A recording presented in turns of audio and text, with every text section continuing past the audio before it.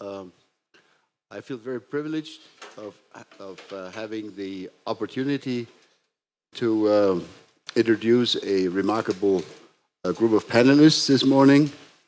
And I'll just do it the way we're sitting here. On my left is Lesia Vasilenko, who has been a member of the Ukrainian parliament. So welcome.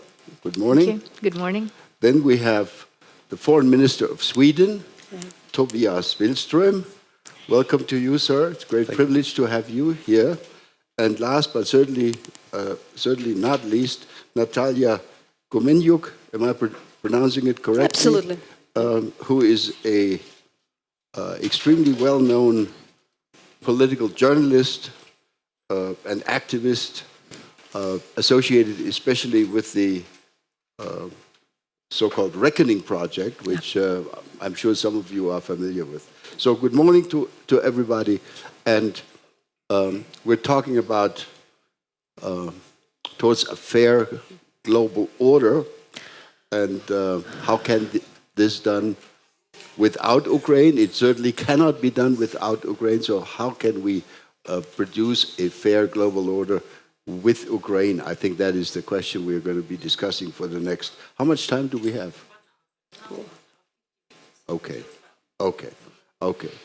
Maybe, if you agree, I'll ask the foreign minister of Sweden to get us kicked off by making some remarks about the Swedish approach and the Swedish philosophy about this, and then we'll take it from there. Okay? Thank you, Wolfgang. Thank you. And it's a real pleasure to be here today. I'm very glad, ladies and gentlemen, to be here among so many distinguished colleagues. Let's just start by stating the obvious. We live in a new, very dangerous reality, and that is one where the free world and the rules-based international order is under threat. And it is under pressure from those who want an order where might makes right.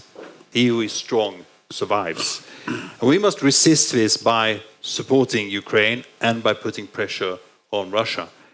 And this is, of course, in solidarity with Ukraine, but it is also, which I constantly refer to, because of our own safety, the rest of us.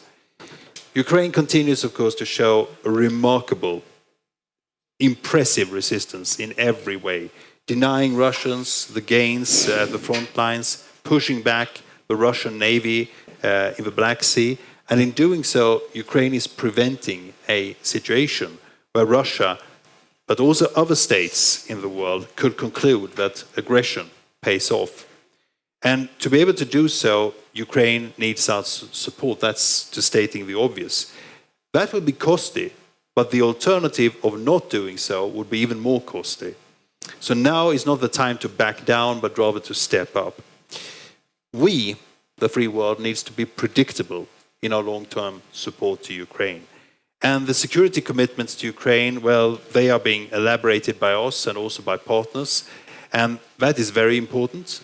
At the EU level, we now have a historic decision in December to grant Ukraine candidate status. We are supporting the long-term financing through the Ukraine facility and the European Peace Facility. Bilaterally, from Sweden, we have adopted the largest Swedish development cooperation strategy to one single country ever, supporting Ukraine's reconstruction and EU integration, and building on the reform cooperation that Sweden and Ukraine has enjoyed since the 1990s. So this is not something new in itself. We will continue to push further and to adjust the tools at our disposal. We are reforming the Swedish development cooperation to the reality we are facing today. And a key of this is also that this is now becoming an integrated part of Sweden's foreign policy. I keep saying that there is nothing more important for Swedish foreign policy than Ukraine on every level. And that is completely true, because this is, as I said, about freedom, a rules-based international order, all the fundaments which we believe in Sweden when we speak about foreign policy. Finally, also, when Russia launched its illegal invasion on Ukraine, a full-scale invasion, the international community rallied to the support of Ukraine. In the UN General Assembly, An overwhelming majority of countries voted in favor of Ukraine and the right to sovereignty and territorial integrity in line with the UN Charter. What we now have to do, apart from military support and humanitarian support and economical support, is also political support, which is equally important. We must ensure to maintain and strengthen this unity. And I welcome very much the recent National Security Advisors meeting here in Davos regarding Ukraine's peace formula. Incidentally, the only credible peace formula that has been presented so far during this war. And it is impressive also to see the nations who has gathered here in Davos. And we call on all international partners to engage in this very crucial process. So promoting a comprehensive, just, a lasting peace based on international law in Ukraine, that will require the broadest possible support that we can muster in order to achieve this. And this is vital, not only for Ukraine and its people, but also for the international community as a whole. So I'm very happy for having been invited here today. Thank you very much for leaving me the floor. Thanks, Tobias. That's a great introduction to our discussion, I think. Let me turn next to Natalia. We've had floating around discussions, proposals, suggestions about a negotiating process. And you've just written a very impressive piece about how we should think about hints, suggestions coming out of the Kremlin about possible negotiations and negotiating positions. Maybe you could elaborate about this a little bit. But before you go ahead, let me just share my own view, and hopefully somebody will contest my view. I believe that whatever other considerations there may be in the minds of the Kremlin decision makers, having been engaged in negotiations, taking wars from a state of war to peace in the Balkans in the 90s and elsewhere, I firmly believe that President Putin and his advisors will not seriously engage in any kind of meaningful negotiations until they know the exact outcome of the US presidential elections. In other words, I think for the remainder of this year, it is, and I hope I'm wrong, I think it is an illusion to believe that we could seriously listen to Russian proposals, because I think they are not meant in earnest. But you tell us what's the truth. So first of all, yes, what we believe, and a lot in Ukraine, that what today Russia suggests is not the peace, but occupation. And occupation is not peace. It's just a different way of waging the war. And within the Reckoning Project, we're documenting incredible atrocities which are still going on the occupied territories. And it's not like that the Ukrainians are stubborn. We just really do not see any particular hints, especially within the last months, when we see the most sophisticated weapon like Kinzhal supersonic missile be sent to Kiev like never before in history. But before that, I also should say, of course, as a journalist, after the articles appeared, I referred to my Russian sources, Russian analysts, and we were puzzled because what they are saying, they're talking to the Russian generals, they are rather ecstatic, and they're thinking at this moment they're winning the war. And we really had the reasons, seriously, to believe, of course I'm cautious without sources, that that particular push was the part of the strategy to make the world think maybe it is a time, so we would slow down the support and we would exhaust the Ukrainian army more, and then we would become stronger. Moreover, and fitting to this discussion, just yesterday I've been on a different event, and I had a chance to talk to a senior Jordanian representative who just spoken at the embassy with a Russian diplomat, who really told him, and I would dare to quote, that he said that on October 7th, we were also celebrating the birth of the New World Order. We believe it was born after we invaded Kiev, but it took us too long, and now we're kind of celebrating that things are changing. Therefore, I should say that, first of all, there are no signs. If you really talk to the Russian sources, they say something very different. They clearly say that their plans are different. But returning to the title of discussion, that's why I also think that Ukraine is instrumental in, it's not like only with Ukraine. Ukraine is the tool to look for fair global order. Within the Reckoning Project, we're documenting war crimes, and part of our team, they are of Syrian origin. And Janine Giovanni is here. She looked at different wars, happening in the Balkans, elsewhere. And we've seen that we're trying to, in fact,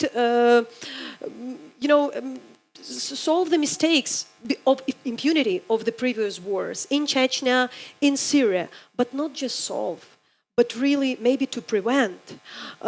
We really are very grateful for Swedish government for supporting one of our projects on indoctrination of the children.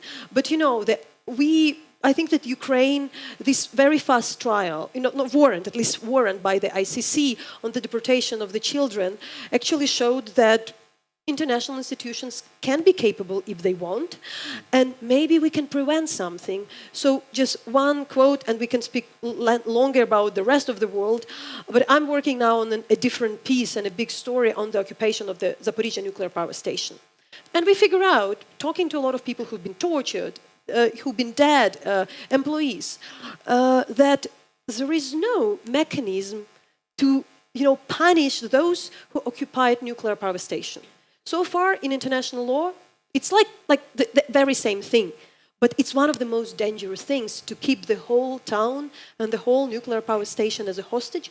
So Ukraine should be this part of the solution. If we change something within what we see now, that would be more fair global order when one country won't dare to take a hostage and occupy the biggest nuclear power station in Europe. And that's where I'm speaking about very, very practical things, not about the just words. Thank you very much. I remember about a decade ago, just before the events of Maidan and then the annexation of Crimea in the spring of 2014, my team and I, at the Munich Security Conference, we published a volume titled, and that tells you that we're really living now in a different world. The volume was titled Towards Mutual Security, with contributions from Russian officials and professors and think tank Americans, etc., etc. Of course, this dream of mutual security, of a Euro-Atlantic world at peace with itself and the neighbors, has gone up the chimney or out the window, whatever picture one wants to use. Let me turn to the representative of the Ukrainian parliament, Lesia. Some reports have been suggesting that Ukraine is beginning to tire of this war. It's now been almost 2 years of a more or less full-scale military effort. Other reports are suggesting that no, the members of the Ukrainian parliament insist on achieving the kinds of goals which President Zelensky has set out, including with regard to Crimea, achieving the return of the occupied territories in their totality, etc., etc. So maybe you could share a few words about what the mood among the members of the parliament is, who at some point there will be elections and they want to be re-elected. So what's the spirit there? And the other question I wanted to throw out to you is,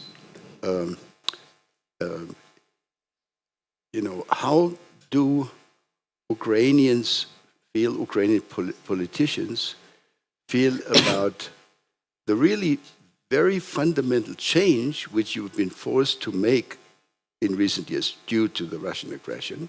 I remember a decade ago, Ukrainians liked to participate in discussions. Maybe we should be a little bit like Finland. We should be like a bridge between the West and the East. And even Henry Kissinger had this vision. He changed his view more recently, before his passing away last November. So now, of course, you changed the constitution. You are now working full speed to make it into NATO at the earliest option, starting the membership process with the European Union. How are Ukrainians digesting this? This is a major change, which will lead Ukraine, regardless of when the war ends and how it ends, into a totally different world from the one that it used to be in the last 30, 50, 60 years. So you have the floor. Thank you. Well, I will never tire of saying that this war that is happening in Ukraine right now, in Europe right now, it's not 2 years, it's 10 years. Yeah. We will be marking 10 years this February. And it's very important to understand that what has started in 2014 has not ended yet. So this also answers the questions, are we tired? A decade is a very long time. And for now, even if it's a tiredness, we have grown very much used to it. It's become a way of life. I mean, we know we have an aggressive neighbor. We know for 2 years now that we don't get a full night's sleep because of the aerial attacks and of the air raids. And this is our reality. I mean, we don't have a different reality. We don't have a different Ukraine. And we stay strong and we stay fighting.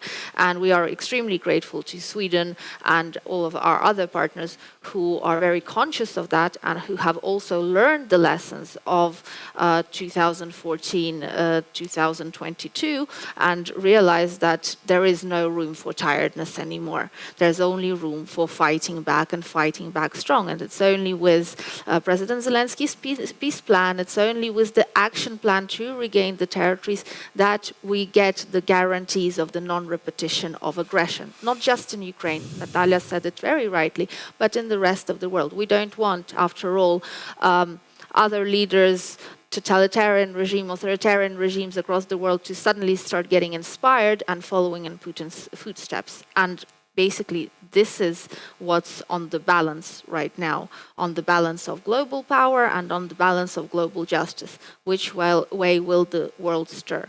So this is how Ukrainians also see the future, this new future, this new world which is getting formed. We want to live, as I guess any member of the global community these days wants to live, in a peaceful, in a secure and a stable community, and preferably global community, where neighbors respect each other's borders, where there is a respect for human rights, where there is a respect for basic human principles and values.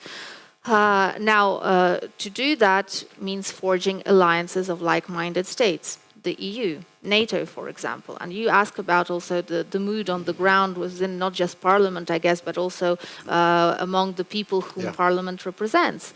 And if you see the latest polls, the numbers have skyrocketed since 2022 in terms of the support of Ukraine's accession to the EU and Ukraine's accession to NATO. I don't remember the numbers off the top of my head, but they are close to 90%. So it's 85, 84% for EU, I think, and maybe a little bit less for NATO. But anyway, this is a tremendous, a tectonic shift from even the opinion polls which were conducted closer to 2014, 2015. So this gives you the meaning that the population of Ukraine is ready for that new world order, and we don't have another option. And of course, with the example of Sweden and Finland, who are on the who are members now and who were on the accession path, very quickly realizing that there's a real threat, the population in Ukraine also has no illusions anymore that the threat comes from the neighbor who has invaded us, not from the neighbors who are part of an alliance, which possibly can also provide a form of concrete protection. But with this, I would like to also draw on the title of our discussion, the global order, and that it's only possible with Ukraine. And Excellency, you have rightly said that Sweden sees Ukraine as part of its foreign policy strategy. But I think there is more to to that. There's more to Ukraine just becoming a member of the EU or a member of NATO. Ukraine plays and is a key to solving many challenges across the majority of the world. What we used to be calling the global south, and now we call the majority of the world, Ukraine can solve many, many issues of the countries in Africa, in Asia, Middle East, South America, security issues. It is with the aid of Ukraine's special forces that the Wagner Group's influence in Sudan was very recently overcome. And it's been a success operation covered in the news and the media and on CNN, BBC, everywhere across the world. And we have these kind of security partnerships which can be built up with the Ukrainian recent military know-how, with the Ukrainian military technology sector being on the rise and on the development. And that military technology particularly is the drones which can so easily be then adapted again for another challenge on the African continent, for example, which is the farming challenge. So the military drones get easily transformed into civilian drones, which suddenly get to deliver humanitarian aid to hard-to-reach areas, which suddenly get to be monitoring tools for fields and solving issues in the agricultural sector, which can monitor animal migration, border migration.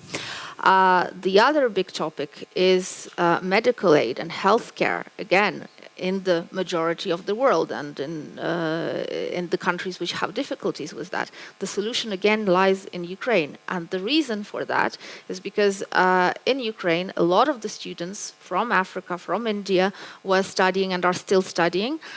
In 2022, before the war broke out, I think there was something like 100,000 students from the majority of the world, from the global south, who were studying in Ukraine. Like, majority of these students were doing medical degrees.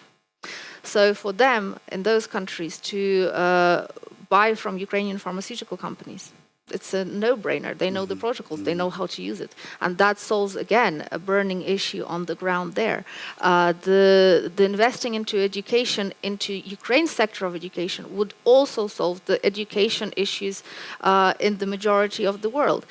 And with that, I think that as Ukraine is on the accession path, it's really critical for the EU to rethink its structures and its investments.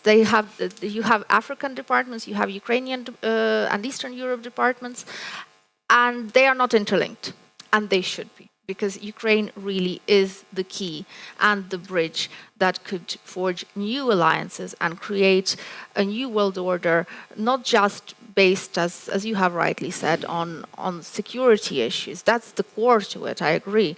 But then based on new opportunities, creative opportunities, development opportunities. We're going to be opening up this discussion, so if you want to raise a question or add a comment, feel free. But let me just do one quick second round. Swedish Foreign Minister Tobias, let's be realistic. Some people, some of my Ukrainian friends, seem to entertain the dream that it's going to be a quick run and we'll be in the EU in no time at all. From a Swedish point of view, what's your best guess how long it takes? Even if everything goes well on both sides, the EU and the candidate Ukraine working full speed on the membership process. Tell us a little bit how you interpret the goal and its achievability. Well, it might be sooner than you think, to start with. And I think that we should be realistic optimists, as one says. First of all, it is remarkable how much reform that Ukraine has undertaken under wartime conditions. That, first of all, has to be acknowledged. There are countries who have waited a long period, you say. You don't say it, but people say, for entering the European Union. but very few has been able to do so much in such a short period of time. And that bodes very well for the future, I have to say. I'm not prepared now to set one date or say this year, because, this is after all, it takes two to tango. And both the EU and Ukraine has to move on this. But I think that the decision, as I said in my introduction, was a historic one, and that we will be able to finish that at such a short pace bodes very well again. The difficulty, I think, we should understand lies in two things. Ukraine has to reform, of course, when it comes to questions regarding corruption, etc., which has to be weeded out. And the wise policy of President Zelensky, which is now underway, shows that this is taken very seriously in Kiev. The EU, and you were onto this, of course, this is what you said, the EU has to understand that some things also have to change, most notably questions regarding agricultural policy. It won't be possible for the European Union to take on and take in Ukraine without reforming certain policies. But this is something which was deliberated on when you made the decision to take on Ukraine. And I think that the political leaders are in the mindset on the right path. We have, however, also to convince the electorates of the European Union about this move. That's the big part that lies ahead. So, without taking too much time, I think we have outlined the things. It's an important point. Thanks a lot. To Natalia, please. So, as it's said in the Alice Wonderland, it takes all the running. It takes for us all the running you can to keep in the same place, to stay in the same place. And I think it's partially underestimated how much effort Ukraine is doing every single day to be where you are, because sometimes I think at this stage, 2 years after the war, it's sometimes taken for granted. However, as the same book says, if you want to get somewhere else, you must run at least twice as fast. And we also understand it. But I also don't really, of course, don't believe fully that it's possible without the support. In the article you mentioned recently, the editors asked me, the question isn't to see till when Ukraine would ask for help. And of course, it's not nice to ask for the help. People, it's about your dignity. You don't want.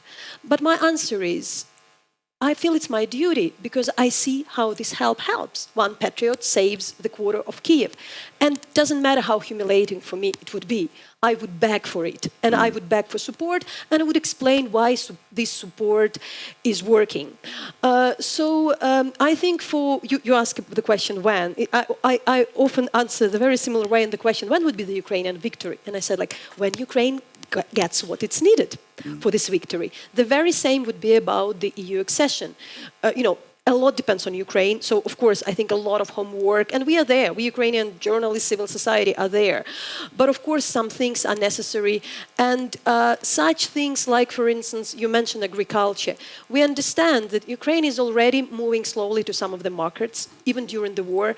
And it's a good testing. So we're really testing. That's why, for us, it's important to understand what would be reformed and how to do that. And one thing as well, you mentioned, because, I could not react, because for the decade, it's already for a decade, I've been, observing closely all the peace process after the Minsk agreement. And this term, Finlandization, was always there. We dislike that term. Now we love this term. Finlandization of Ukraine, of course. Let's get into NATO. That's it. But finalizing with the title of the discussion, I this year also hosted the group of the senior intellectuals and journalists from all over the world, from Asia, Africa, Latin America. And all for them, what was very important to see how the smaller country can defend itself from the mighty power. And when we discuss what is a guarantee for Ukraine of the peace, it seems like it should be a genuine guarantee. Now then you start to think, what is this genuine guarantee? And as long as you start to speak, you understand you're inventing the wheel, because it's actually NATO for Ukraine, because anything else it would be just like something doing the same but with a different name. So I think for us it's important, but for the globe it's important to have kind of a structure in which, if you are not a member of an alliance, a small country could be defended, and that we won't live in the rule of the strong, that we would still preserve the world where there is some rule-based order. One last question before we open up to you, Alicia. One can believe, and I certainly believe, that when we look back over these last 10 years, one error that was committed by us Europeans in trying to manage and control and change the outcome of the illegal annexation of Crimea and the Donbass events in 2014. One error, in my estimation, was that we allowed diplomatic efforts, Minsk, to be conducted without the active and leading participation of the United States. I think it's one of my conclusions. Nothing is going to happen seriously if we don't have the active participation, which fortunately you have had during the Biden administration. So my question is this. Let's assume the worst case happens and Donald, our friend Donald, gets himself reelected. The outcome of the Iowa caucus a day ago was not exactly against Donald Trump.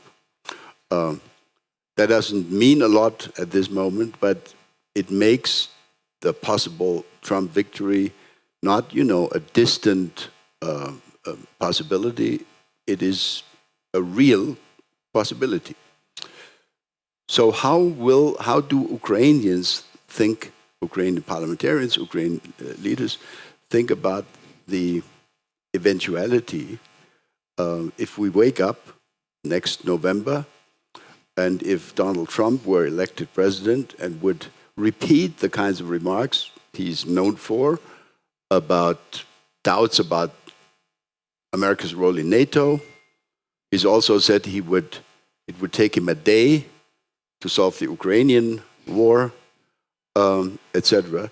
So how are we going to handle this entire issue? How are we going to proceed towards a fair global order if the United States government decides to opt out of this Ukraine supporting process? It's a tough question, and to be honest, I really don't like it because it entails a lot of ifs. Of course. And a lot of uncertainties. Yeah. And the main uncertainty is Donald Trump himself. Right. Because we do not know how he will act and what he will say if he gets if he gets elected, right? He might have a change of heart. It will all depend on the team that he puts in place, his foreign affairs team. As we remember, during his past presidency, actually, the amount of weapons that Ukraine and military aid that Ukraine was getting from the United States wasn't that bad. It was better than during the Obama administration. And also, it's not during the Trump presidency that Putin attacked Ukraine. The first or the second time. So there you go. There's things to consider, but of course this is part of the wishful thinking of me as a Ukrainian, hoping that things will turn out for the best and that reason will prevail. I like Natalia's quote for this case scenario. This is where you have to start running much faster just to stay, and much harder just to stay in that one place. And I think this is what Ukraine will have to be doing, and already needs to be doing when it comes to U.S. policies and U.S. politics. And the strategy which Ukraine is espousing right now is to have the connections to both parties and to work with especially the congressmen who are not so keen on Ukraine. The dialogues, the talks, they need to be there, and we are also counting on our other partners, our European partners, our global partners, to do the talking with us. Not for us, but with us, in shaping the understanding that Ukraine is critical to global security and to the global order as it stands today. As to the suggestion that Donald Trump has made that he will solve the war in one day, another wishful thinking that us Ukrainians have is that, of course, if he calls up Putin saying that, look, if you don't end the war, you don't pull out from Ukraine, then we will give Ukraine everything they ask for and even more, and will condone and allow the attacks inside of Russia, then okay, that's fine. And if we get to attack then inside of Russia, deep inside, and go in full on with all the weapons and the military might of the US, okay, that's fine, let it be that. But that's another wishful thinking from our part. So now we take question. If you could please ask one brief question, please no long speeches, because we only have like 20 minutes for this. And if you could also please identify yourself, because not everybody knows everybody else in the room. We will start with the lady in the front. Hi, I'm Janine DiGiovanni, and I'm the Executive Director of the Reckoning Project. Natalia and I founded it. Yeah. We're very proud of the work we do, which is collecting testimonies for war crimes. But I have a very pragmatic question for you. I've just come from America. I'm half American. Reading what is happening there and with Iowa, it looks pretty predictable that Trump will get in, unless there is a miracle. The politicians and the diplomats, I'd like to ask you very pragmatically what we can do as civil society. Because this is, I feel like we're looking at an asteroid about to hit, and we're all saying, oh my God, what can I do? But there must be something that we can do to activate civil society. You just said working with the congressmen, perhaps, that are not supportive of Ukraine. But what else could we do? What is your advice to us? And thank you, by the way, both the German and Swedish governments support the Reckoning Project, so we're very grateful. Can I, before the panel responds, I served for 6 years as ambassador in the US, and I remember one thing. When Donald Trump was elected for the first time, my own government, I had long left the US at that time, but my own government had made the mistake of not sufficiently being in touch with the Trump team. So when Trump came into the White House, we practically knew nobody. Not at the level of the secretaries, not at the level of the cabinet officers. So we had to do a catch-up thing. So I think what Lesia just said is very smart. Working, even if you don't like them, working with Republican senators, congressmen, intellectual partners or supporters of Donald Trump, not ignoring them, but trying to explain to them why Ukraine is important for the United States and for global order. But I don't want to preempt you guys, so maybe we start with the foreign minister again. Well, thank you very much. I think that Lisa really made a very good point also, which we have to take into account. And I keep repeating that we are not in charge of who the American people puts in the White House. That's up to the American people. We don't want people to interfere with Swedish elections or Ukrainian elections. So we simply have to accept what's given us and work with that. But having said, and also it's a bit dangerous, for politicians to give advice to civil society. It's usually the other way around. But one thing I would like to point to is the need to show the American people the appreciation that we feel in the European Union. I'm not talking about Ukraine now, I'm talking about the European Union for what the US has really done in supporting Ukraine. I'm doing this constantly when I appear on TV shows, be it Morning Joe or whatever. I keep repeating that this is very important. It's equally important to show that without the EU macro-financial support to Ukraine, Ukraine couldn't have continued to exist as a state, paying its civil servants, paying schools, paying childcare, etc., or retirement funds. So we have to show this, and also that we are stepping up on military support. All these things have to be presented to the American people. And there I think that we do have a gap between what is perceived and what is the actual reality. That's my advice to civil society. Next question, gentleman over there. A question to Mr. Billström. Your government has recently Who are you? I'm sorry, Peter Zalmaev, Premier TV channel, Ukraine. Okay. Your government has recently said that it has to start cranking and getting ready for a potential Russian aggression. And it follows on the heels of similar statements by Baltic leaders, the leaders of Finland. How acute is this threat? Is it connected with the fact that Sweden still has not joined NATO? And if you are contemplating this aggression, what form of it do you expect? Will it be a hybrid one, or do you think it will be an outright military aggression? Thank you. Thank you very much. I will give a very brief answer. First of all, what has been said in Sweden is that we have to understand that we live in a dangerous world. And you don't take out a fire insurance because you want things to start burning. You do it to be insured in case of. This comment which you're referring to was made in the question of civil protection, where we incidentally have a lot to learn from Ukraine. And we have said that we need to improve on this, and we have to do it because there might be a situation where war will arrive on our doorstep. And the events in Ukraine shows that this is a possibility. We have been saying this for 2 years now, but war is back in Europe. So actually the statement isn't a new one as such. The reason why it was, I think, caused such a stir was because people misinterpreted this in the way that they perceived that the war was immediate, or the war threat is immediate. That is not the case. What we have to think about is the risk, the higher risk of war, which is now perceived in our region. And this is something where both Sweden, Germany, France, and all the states of the European Union has to think about this in a different way prior than to the outbreak of the war in Ukraine. That's my short answer. Thank you. We'll go to the lady in second row and then to the gentleman in the corner here. Thanks a lot. My name is Solana Pavlenko. I'm from Dixie Group. This is Ukrainian think tank which works on energy issues. Actually, my question to the minister, you very much follow also the same messages which we heard from Defense Minister Pinchuk, who made a speech a few days ago that Great Britain should be prepared for the rising threats in the future. And my question would be, if you all share this vision that the threats will rise for the next 5 years, where Ukraine's place would be there?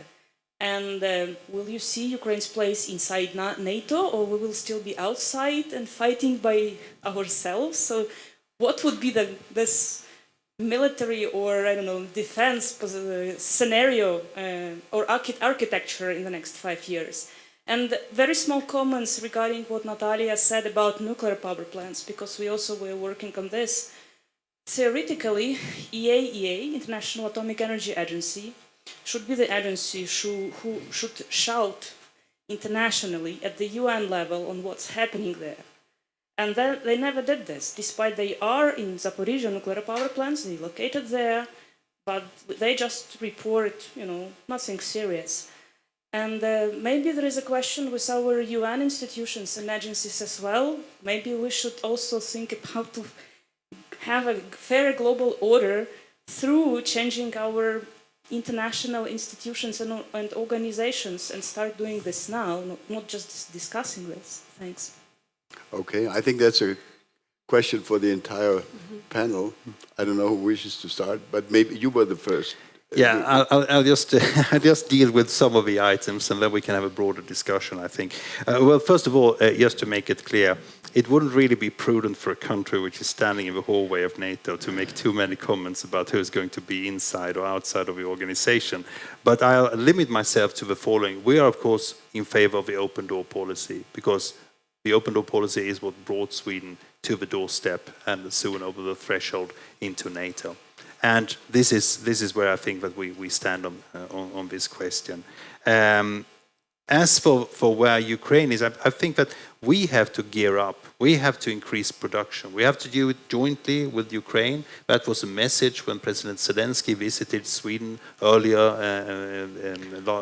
in August last year, that you are prepared to enter into cooperations, to joint ventures on military production. That's also something which we have to take into account, bringing Ukraine closer also to the military industry of the European Union.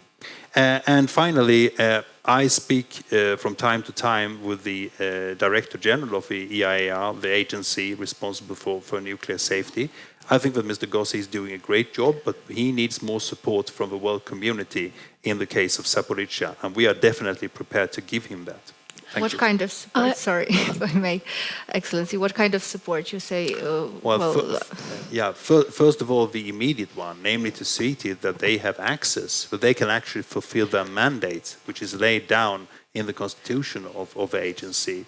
And secondly, of course, we have to think about the end of the war. The reason why Zaporizhzhia was occupied in the first place by Russia is most likely because it is so valuable to the energy production. So that has to be brought into the question of a peace plan by President Zelensky as well.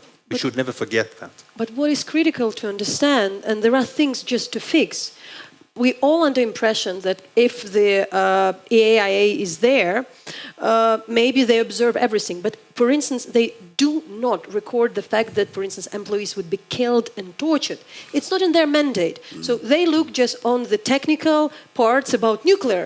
And everybody under the impression that if they are there and the person is killed and the staff is taken hostages, it can't be that they don't mention. But they don't do that. So it's something wrecked in the whole system. At the same time, we do have Rosatom, the incredible monopolies globally, and of course Ukrainians wouldn't speak about sanctions against Rosatom because the world depends on the nuclear. It's hardly possible. However, that there are less possibilities to sanction it to the extent we want, but there are different ideas. We can sanction particular companies. We can prevent Rosatom to build a new station, to do something in 5 years, or, for instance, have the delayed sanctions that if we are afraid to do it today, let's be ready and do that something in 5 years, because if the company in charge is doing that, like being partially responsible for murdering and killing the people. So there are lots of things still to do.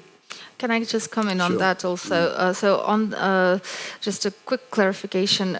So we actually need support as Ukraine to help the International Atomic Energy Association do their work. And what Natalia said is maybe there's a need for a change of mechanism.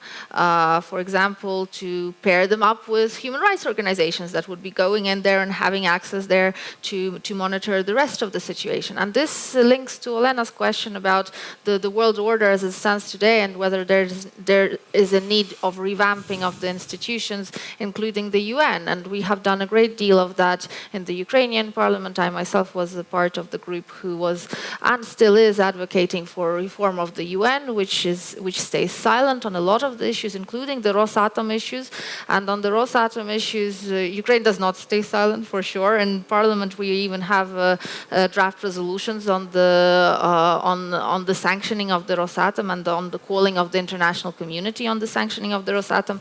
And this is the right way to do it, because this is a collective movement, not even a movement, but a collective fight for a secure world. And the reason this situation of the Russian aggression and of this global insecurity in which we collectively are as a global community in today is because too much of the world's resources depended on Russia. Too many countries allowed themselves willfully and in full awareness to be dependent on Russia for energy and for other goods necessary for economic development.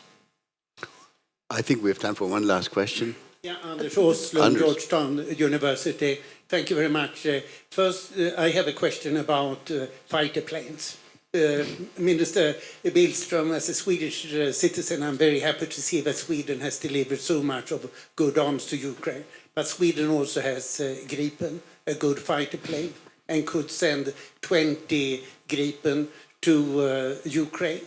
Is this going to happen? If so, under what conditions? And to Leslie, Natalia, Denmark, Norway, and the Netherlands have all promised to deliver F-16 to Ukraine. When do you think you will get them? Thank you. Okay. Minister first. Thank you very much. Yes, we, as you say, have a strong Air Force, and we're also part of the F-16 coalition, albeit we don't have F-16, we're also in a position to finance this. The Prime Minister of Sweden has been very clear when he has been asked the question that we are not ruling anything out, but all such decisions have to be contemplated after Sweden has joined NATO. We have to make this, a condition, because we also have to think about the safety of Sweden. But again, we do not rule anything out. Thank you. Okay. Natalia? That won't be the answer to us. I said, we won't be shy to ask and ask and ask. Very last question. Short comment, if I may. There is a mic, yeah. Short comment to the nuclear issues. I had a wonderful chat yesterday with Mikhailo Onchar. He brought to my attention one important fact, which is not on the agenda of different international institutions. Rosatom as a company is a unique company it unites both civil engineering and military in one company. Most of the companies, civil nuclear power plants and civil nuclear materials are produced by one company and nuclear by another one. Rosatom has the structure where the military part is way bigger than the civil one, and it has to be taken care. So basically, the procurement of the fuel from Rosatom means that basically we finance the military production of their military stuff, and that has to be taken into consideration, and Rosatom has to be sanctioned. Just one sentence. Rosatom now is an instrument also to avoid sanctions because Of they what? Of what? avoid sanctions. They increase their. If you look at their strategy, they take additional types of activities to work with microchips and other stuff. And they bought a uranium field in Kazakhstan. They bought some companies on microchips in South Korea. So you will see this company which will replace all those companies which are sanctioned. And I mean, this strategy cannot be ignored. Thanks. Okay, thank you very much. I'm sure we could continue for another hour, but Svetlana tells me that we need to come to a close.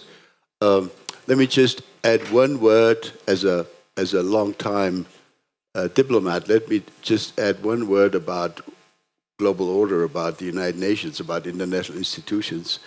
I'm sorry to say we have a certain, set of international institutions, and efforts have been made for many years to change them, enlarging the Security Council of the United Nations. It's been going on for 4 or 5 decades without much success so far.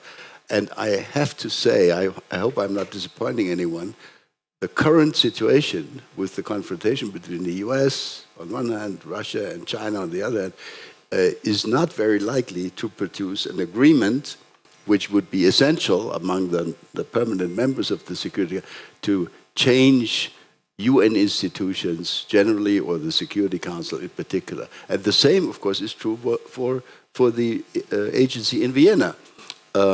It's good that we have it. Changing it, enlarging their powers is going to be very, very tough. So we need to be realistic. Thank you very much. Wonderful panel. And thank you for participating. And I think we should all leave this room with the understanding that, yes, indeed, if we want to produce a more peaceful, more functioning, more functional and fairer international order, it's not going to happen without peace in and for Ukraine. Thank you very much. Thank you.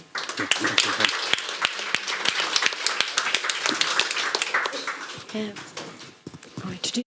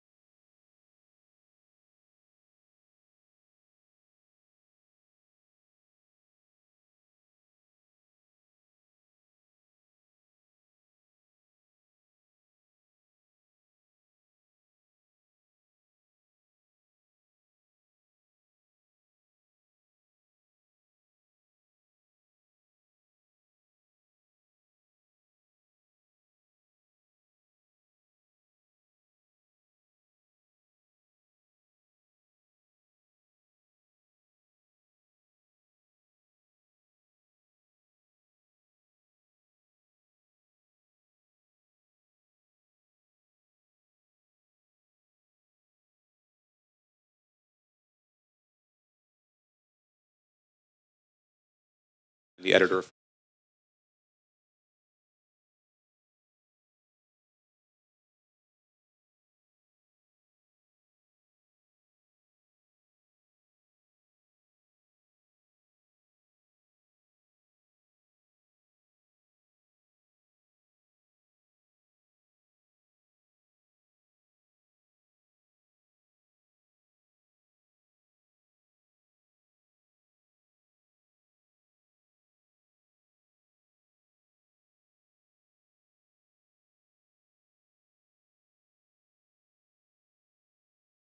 What it is right now, but the threat that the Black Sea Fleet was carrying for Ukraine, not only for Ukraine but for other countries of Ukraine, unfortunately still persists, and we will do our best to make sure that this threat is minimized and to restore the proper navigation, civilian navigation in our region. To talk about the objectives for this year, strategical and tactical tasks have been identified.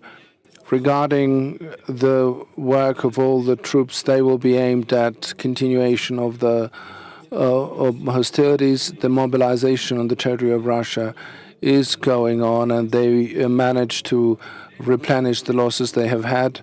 But the reserve that they have is not enough to carry out powerful strategic advances on 3 or 4 directions that Putin is talking about, and what he is scaring the whole Europe with regarding opening the second front and advances, etc. The land component, it is not capable of doing the advance operations. Yes, attacking by missiles is possible, but advancing without strategic reserves is not possible.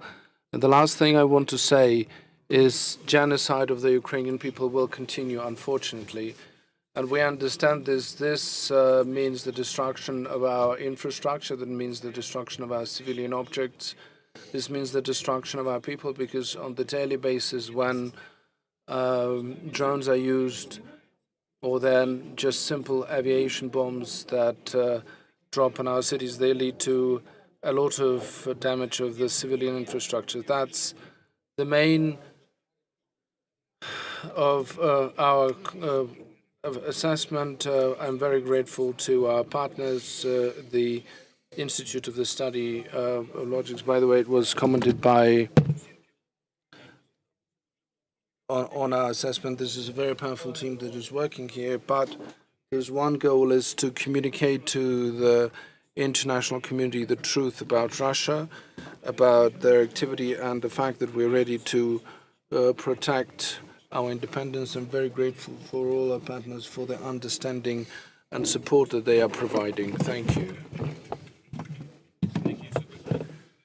Very comprehensive, if rather distressing assessment of where things stand. I want to just ask you one question while we have you, and I have to bring up the S word, stalemate, which has come to dominate conversation in many U.S. and I believe Western European circles, at least. Do you think that is an accurate assessment of where the war stands?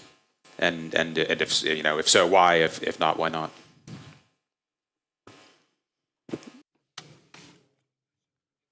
First of all, any stalemate is the possibility for Russian Federation to accumulate their forces and restore their capabilities. We have seen this in 2015 and 16, when on the occupied territories of Donetsk and Luhansk we have stopped hostilities, and then there was new aggression in 2016.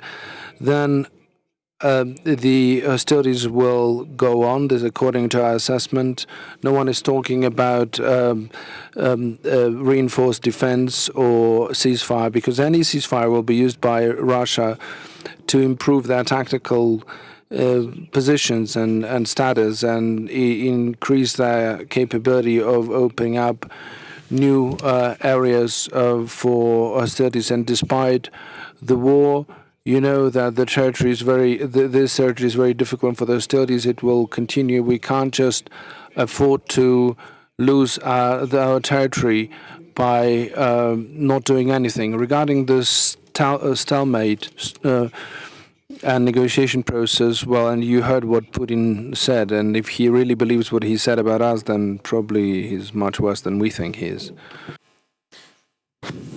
General, do you have time for one more question, or do you have to go? One more. Okay. Let me. Many. Let me just channel the pessimistic view a bit that you hear among, I think, some U.S. Military officials and civilian officials, as well as outside analysts, looking at this picture, looking at everything that the Russians have arrayed against you. There's an argument that the best course for Ukraine over the next year or so is to focus on defense, to focus on entrenching its current positions, defending defense industries, investing in further production, and waiting for some period of time before attempting offensive operations again. Do you see that as the right conclusion from the scenario that you laid out?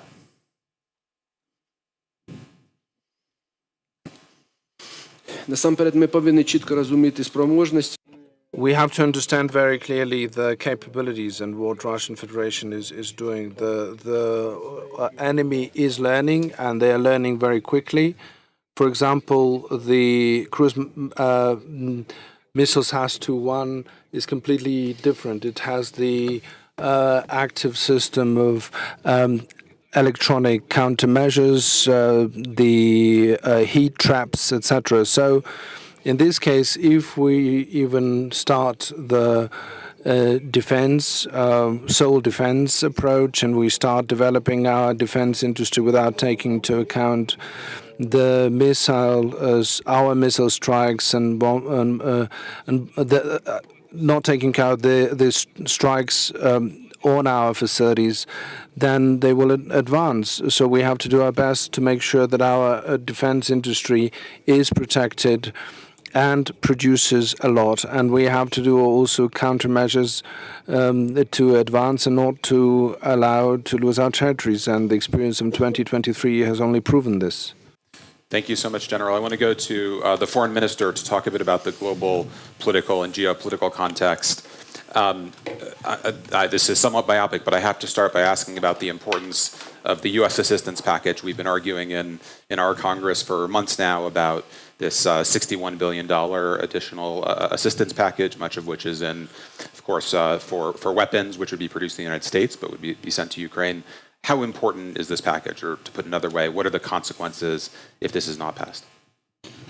Well, financially, it is important because it will help us sustain and continue strengthening up our military, but also to help our macro-financial stability. But this assistance is also politically important because it will send a clear message that the United States remain focused, remain committed, and it will resonate across the globe in other places. If the assistance doesn't come, the political consequences of that will be damaging. As of now, I think the situation is manageable. The good news is that the discussion on whether to provide Ukraine with assistance is over, and it rests in peace in 2023. The whole discussion is on the border now, but of course, time matters. We are almost in the end of January. The war continues. The decisions have to be made. And is there any sense of when they have to be made before that starts to cause problems on the battlefield? Well, the optimistic scenario is by the end of January. That's what we're being told by our U.S. partners. And by the way, all of them, irrespective of the side of the political spectrum and in Washington they come from, they're all optimistic about the outcome. They vary on the dates. They all blame the border issue for that. But what can we do? We did all the talks. We walked all the walks. We will keep doing it. But in the end, it's the decision that has to be made within the framework of U.S. domestic politics. And I know it's not within your powers to fix the southwestern border of the United States, unfortunately. But I realize you could if you would. Our brigade could fix it. Yeah, I'm sure. I imagine. Maybe two. Stepping back a bit, you've done an incredible amount over the last 2 years to explain the situation Ukraine's in, to make the case for support of Ukraine in Europe, in the United States, and globally. There is a sense that that support is starting to erode. Some of that is the politics in my country and in Western Europe. Some of that is about Gaza and events far away from Ukraine. What is your sense about the state of global support? Do you sense that weakening? Do you have concerns about the growing questions about whether this support is worth it, about double standards that you get in the context of Gaza as well? The question that really bothers me since day one of the large-scale invasion, and I still don't have an answer to it, is how many friends do you need to win the war? Because the answer to this question defines the way you will allocate resources to work, to engage friends or to work with friends and try to get them on board. I think the conversation about bless you, the whole conversation about the difficulties, the stalemate, and that kind of, or war fatigue, misses one important point. The GDP, the combined GDP of all countries who provide Ukraine with military assistance is 21 times higher than the combined GDP of Russia and countries who provide it with military assistance. So there is no factual ground at all to have any discussion about the fear of losing the war of attrition, the war fatigue, or the stalemate. Countries who are already with Ukraine, and I'm not mentioning countries who vote in favor of Ukraine, who sympathize with Ukraine, I'm focused specifically on countries who do stuff, military stuff. They are 21 times more powerful than Russia. So there is not a single fact that supports the argument of those who complain about everything, all the pessimistic things that I mentioned. Then we go beyond that.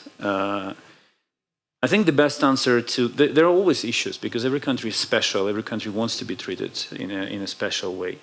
Every country wants to be heard. And yes, I recognize the fact that the war in the Middle East armed some of countries who were looking for excuses, and they finally got one, an example of what they call double standards. It's true. But did it reach kind of the scale of a pandemic? No, it didn't. 3 days ago here in Davos, there was a meeting on Ukraine's peace formula, 83 participants, Africa, Asia, South America represented. President Zelensky was seeing African, Asian leaders yesterday. So, no, I don't feel they turned their backs to us. But of course, those who are looking for excuses, they found one. And then let me bring up one more question, just channeling a perspective that I'm not endorsing, but I think it's worth getting it out in the open here. And that's the question of negotiations, which you've of course dealt with quite extensively.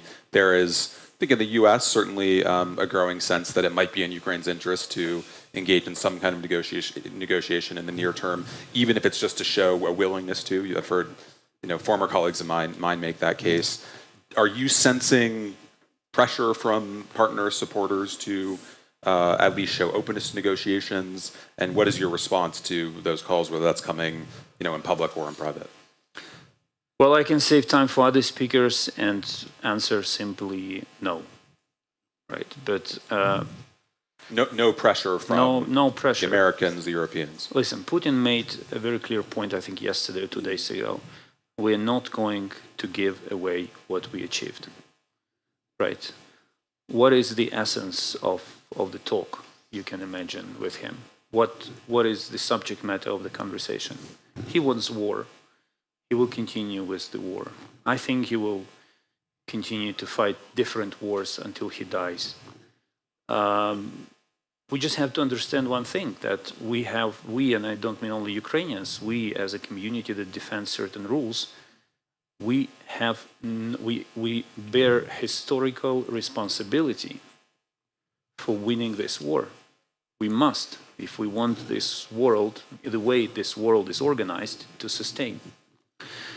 I was in one meeting today with the Director General of the World Health Organization, and he made a very good point about fighting pandemics and that new types of viruses are coming, and we have to be ready for that. And I can easily transfer this, apply this to our situation. I mean, you do not stop fighting pandemics because you got tired of inventing new vaccines against new types of virus. Right? You do not say, this is it. I'm not doing it anymore. I'm tired. I cannot spend more money on this. Because you understand that what is at stake is the life of humanity. What is at stake in the war we are fighting is the life of the world order as we know it. And therefore we must win, we must keep investing, and we must keep reinventing ourselves while the enemy is also doing that. That's also a fact. Let me ask one more question about the diplomatic task at hand, and that's about China, which you have made an effort to engage. There's been kind of shifting rhetoric and shifting engagement from the Chinese government. How do you see China's role at this point? Is there any active role, any possibility of pressure on Moscow? What's the state of play at the moment?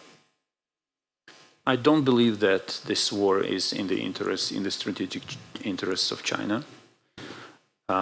We think that China currently follows developments and observes as different sides are throwing more and more resources into it. China is focused on its economic issues, but also on the developments in its own region. We want to talk more with China.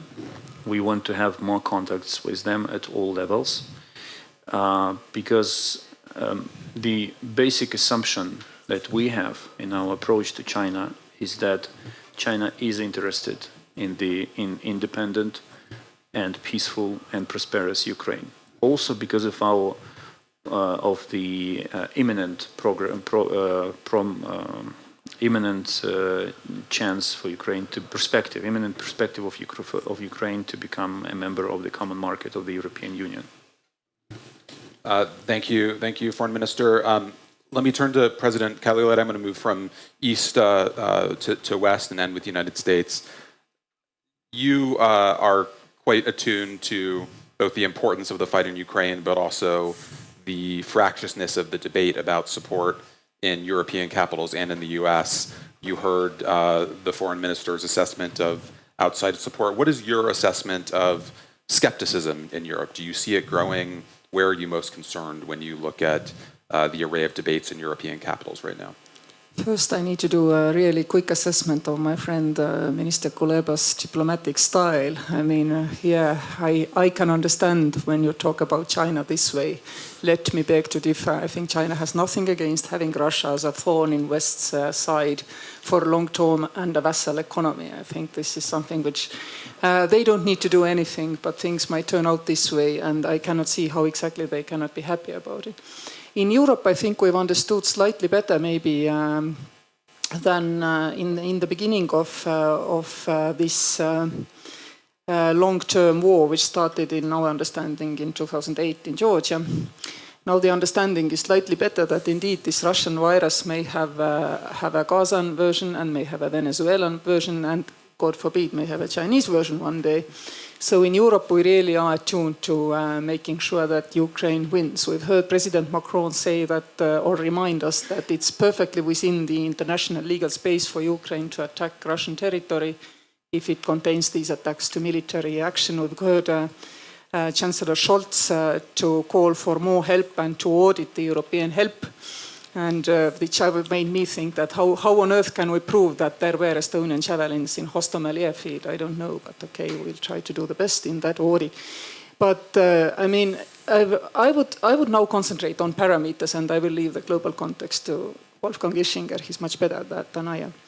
If I see and hear people saying, we read so much, but Ukrainians now need to think about having negotiations because there is the state, then I ask how much we did.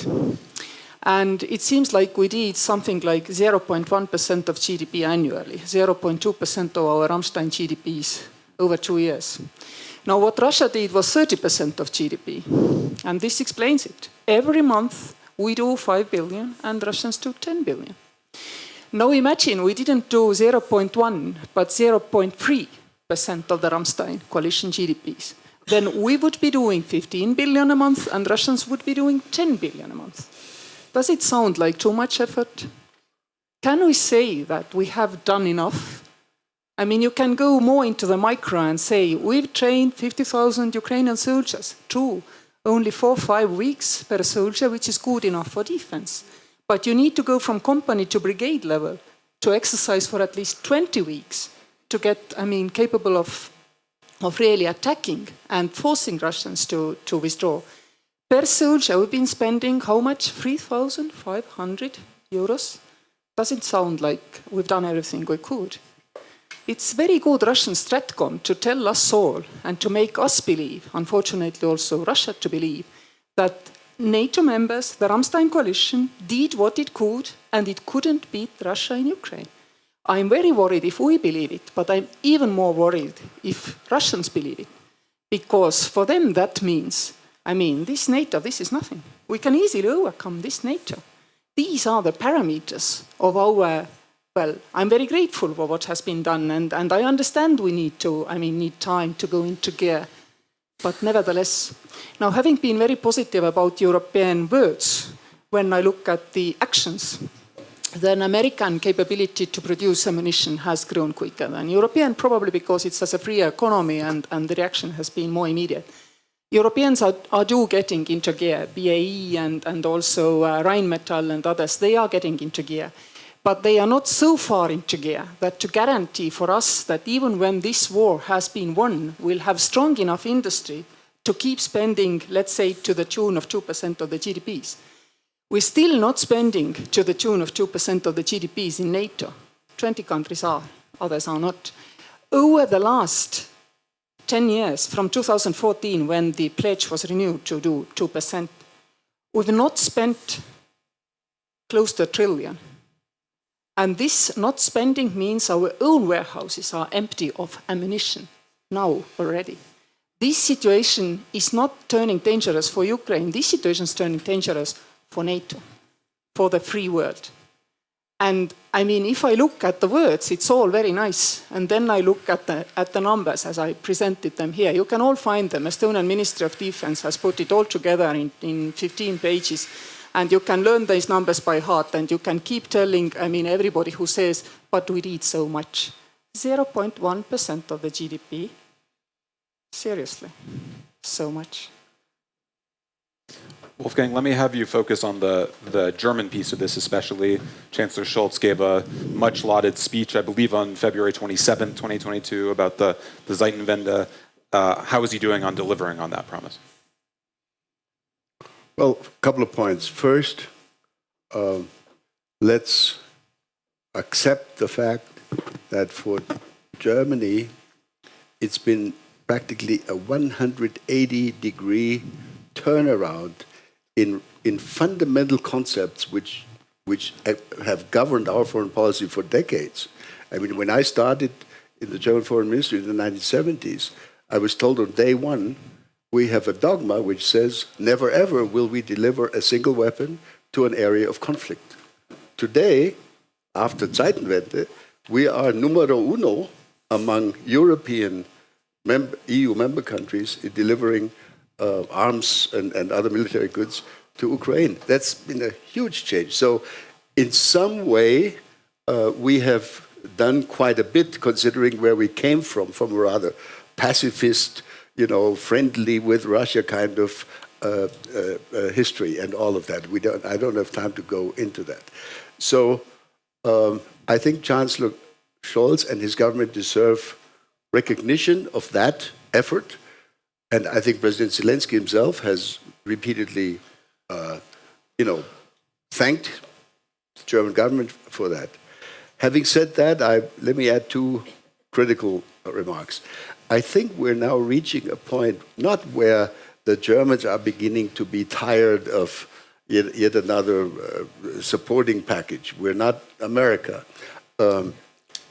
But I think that it becomes more and more important for our publics, Germany and beyond, to explain that this is actually not only about doing something morally good, militarily relevant for Ukraine, but that is actually something which we're supposed to do for our very own fundamental security. Because if Ukraine goes down, let me be colloquial, goes down the drain, the next ones in line are obvious. And the fear is palpable, maybe not yet so much in Germany and Western Europe, but of course, where Kirsty comes from, and in Poland, etc. So I think we need to adapt our narrative more and more in the direction, this is about your Atlantic security in its totality. That's also the message that I would address to Donald Trump if and when he becomes a relevant actor again. Second, last point, I think we have, for these last almost 2 years now, we have had the tendency of starting, at the low end, delivering low-level kind of weaponry. Then we found out that this is not good enough, so we upgraded it. We had this endless debate a year ago about Leopard tanks. Should we not? What about the US? Are they doing the same thing? Finally, we did say yes. I think the time has come for us to turn things around. And let me offer an example. Having seen the Russian attacks on your civilian infrastructure, especially in recent weeks, I would recommend to our Western governments to let President Putin know this doesn't necessarily need to be a public message. One can also, convey confidential messages. I would convey to him the message, look, one more attack on civilian targets, and we will simply upgrade our deliveries. Speaking of Taurus, this German weapon, which we were discussing on and off. In other words, Mr. Putin, it's your choice. It's in your hands whether your military is going to be facing more and more stuff from our side. In other words, I try to turn around and make it easier for us, vis-a-vis our rather pacifist electorate, to justify the kinds of deliveries that will be militarily necessary going forward. The way I look at this year, I think it's going to be a difficult year. Thanks. Let me just ask a quick follow-up question to General Skibitsky and Foreign Minister Kuleba that builds on that. When you look at outside support, is there a certain capability that you need that you're not getting from your partners, or is it a matter of just more of what you've been getting already? What's most essential?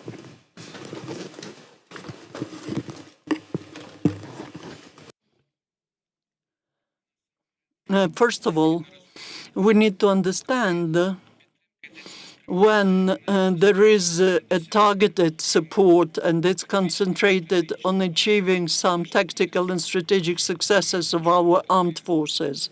We could feel it when we were preparing and when we were conducting active counteroffensive. And the equipment, ammunition that's provided by our partners today with very active hostilities, it will be not enough. But nevertheless, we tell the truth to our partners, we communicate, we together are assessing to define what is the threat and what the threat will be from Russian Federation, and our general staff, general headquarters, they think about what our armed forces need to have a success. And it's not just about technical equipment, about ammunition, it's about training, it's about intelligence component and other issues which are needed for successful warfare. Minister, anything you would add in terms of what you were asking for in those conversations? Well, we have a very specific list of what we're asking for, and perhaps the priorities for 2024 would be everything related to the air defense systems, air defense missiles, planes, long-range missiles, electronic warfare, because the one who controls the air will define the terms and the time of peace, of ending the war and restoring peace. But in a broader sense, I mean, we have to face a very simple reality, and I understand it's not something that people want to hear, but if Putin attacks European Union tomorrow, the European Union will not be able to defend itself. It's going to fall. Because the current state of the defense industries in the European Union do not allow it to properly defend itself. And I fully agree with Ambassador Ishinger's comment that it's important to put the issue of Ukraine security into the system of coordinates of a broader security. But we have to start with one very simple thing. You know, Europe has to ramp up its defense industries, because the problem Europe is facing is not going to end when Ukraine is going to win. For decades to come, security of Europe has to be guaranteed. And they just can't do it now. And more importantly, I've been in this process for like a year and a half, and in this related to defense industries. Every single country ramping up its own production does not solve the problem. Only a joint EU effort to remove bureaucratic barriers, to align legal frameworks, to synchronize technical standards. Like I'm making this parallel when I have to explain my point that we need an Airbus in defense industries. Hundreds and thousands of companies are involved in the creation of an Airbus plane. Everyone knows what is the end goal. Everyone uses the same legal framework, the same technical standard, and this is why it works. We need the same level of engagement, of cooperation of defense industries. If that problem is not solved, we will still win, but at a much, much, much higher price, and it will take much longer. John, let me go to you. Wolfgang mentioned the T word, Trump. You served as ambassador to Ukraine under a Republican president in a very different time for the Republican Party. How worried are you about eroding support for Ukraine among congressional Republicans, especially, but in the U.S. more broadly? And what do you think might happen if Trump comes back into office? Thank you for that question, which I will happily answer. But I want to make a point to start. I've watched the debate on Western policy towards Ukraine and Russia, because it's definitely Ukraine and Russia, or perhaps even better, Russia-Ukraine, with extraordinary annoyance for 2 years. The framing of the issue, and we've heard a lot of that framing today, although also we heard some good common sense suggestions, has been largely a combination of obtuseness and cynicism. When we talk about the stalemate, the quote-unquote stalemate in the war over the past year, and the quote-unquote failure of the Ukrainian counteroffensive, there's some truth to that, because there were great expectations in the spring of 2023 for that counteroffensive. But those expectations were fundamentally stupid. The only thing we could have rightly expected a year ago, 10 months ago, if what I call the axis of timidity between Washington and Berlin in supplying to support Ukraine needs for success on the battlefield continued, would be a modest gain of several hundred square kilometers on land, which in fact Ukraine achieved. But because people never understood or didn't want to understand the prospects on the battlefield, we got a lot of talk from uninformed experts in quotation marks, and cynical officials who were very much behind the slow rolling of equipment to Ukraine, and then were surprised they didn't have a big breakthrough. That was nonsense. I can tell you from months and months of serious interaction that we got one excuse after another for not sending anti-ship missiles. Initially Stingers 2 years ago. Of course, ATACMS. And when we send ATACMS, we send the lower-range ATACMS, F-16s, Abrams, Taurus, whatever. We were told the Ukrainians couldn't operate them. We were told we didn't have enough. All baloney. Because, and this was hiding in plain sight, Biden administration policy had the virtue of saying, we cannot let Russia win in Ukraine. and we will, quote unquote, stay with Ukraine as long as it takes. But they said in the same breath, no escalation. And they were intimidated from beginning to end by Putin's nuclear threats. And that intimidation was felt elsewhere in Europe, especially in Germany. And what I love, because irony is one of the bitter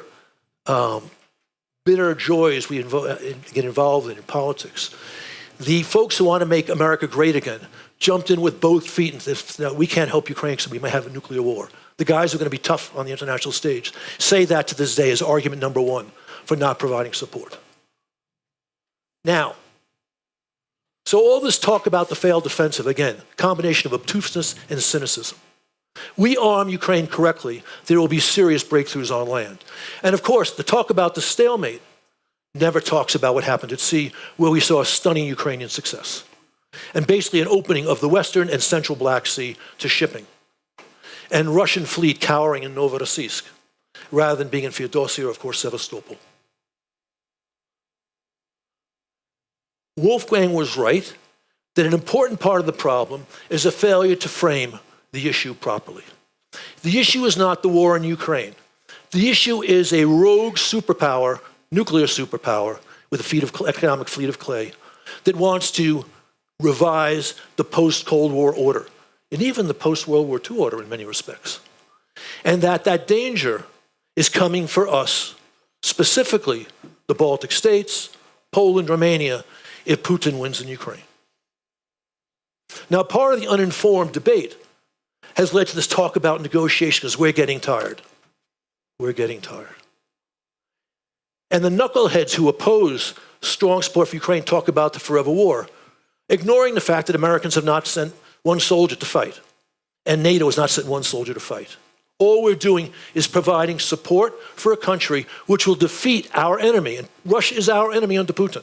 Actually, let me be polite, they're our adversary.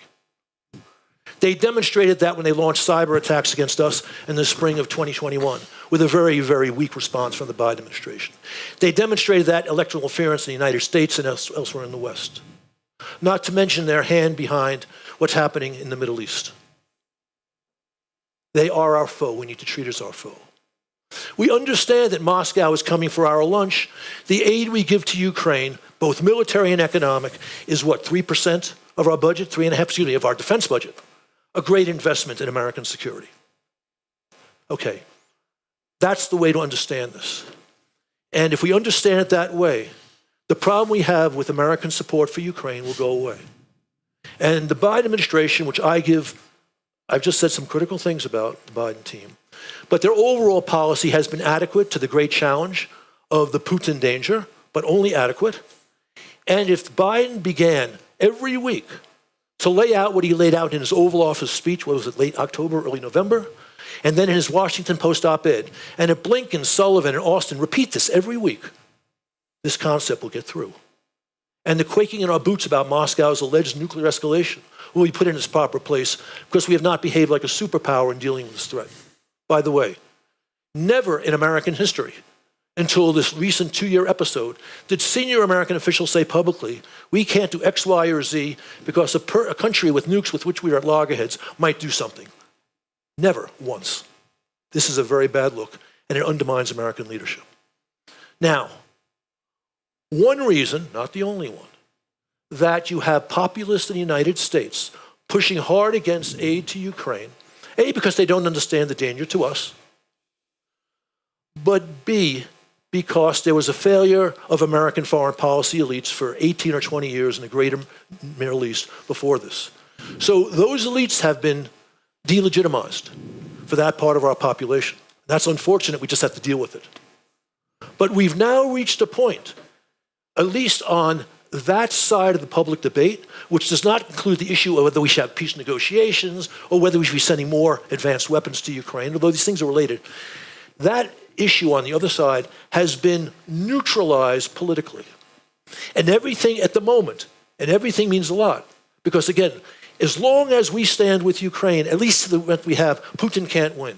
Withdraw American aid, Putin could win, which will be, of course, an existential nightmare for Ukraine, as Medvedev just reminded us in the last couple of days. And by the way, Not once has any advocate of negotiations dealt publicly with Russian war crimes in Ukraine, where you have the commander in Bucha being awarded a medal by Putin, where you've had a former president of Ukraine saying truly genocidal things, and of course Solovyov and Simonyan and the whole Russian media all in on destroying Ukrainians who want to be Ukrainians. So no honest discussion of the downside by those who advocate no escalation and quote-unquote peace. But coming back to this, everything's going to be decided for this coming year in the House of Representatives with a role for the Senate. It all depends on our border with Mexico, which is a disaster and which should be fixed. And over 70% of Americans believe that, including 51% of Democrats. So it's in Biden's interest to fix this before he goes into a general election. His problem is his base loves it.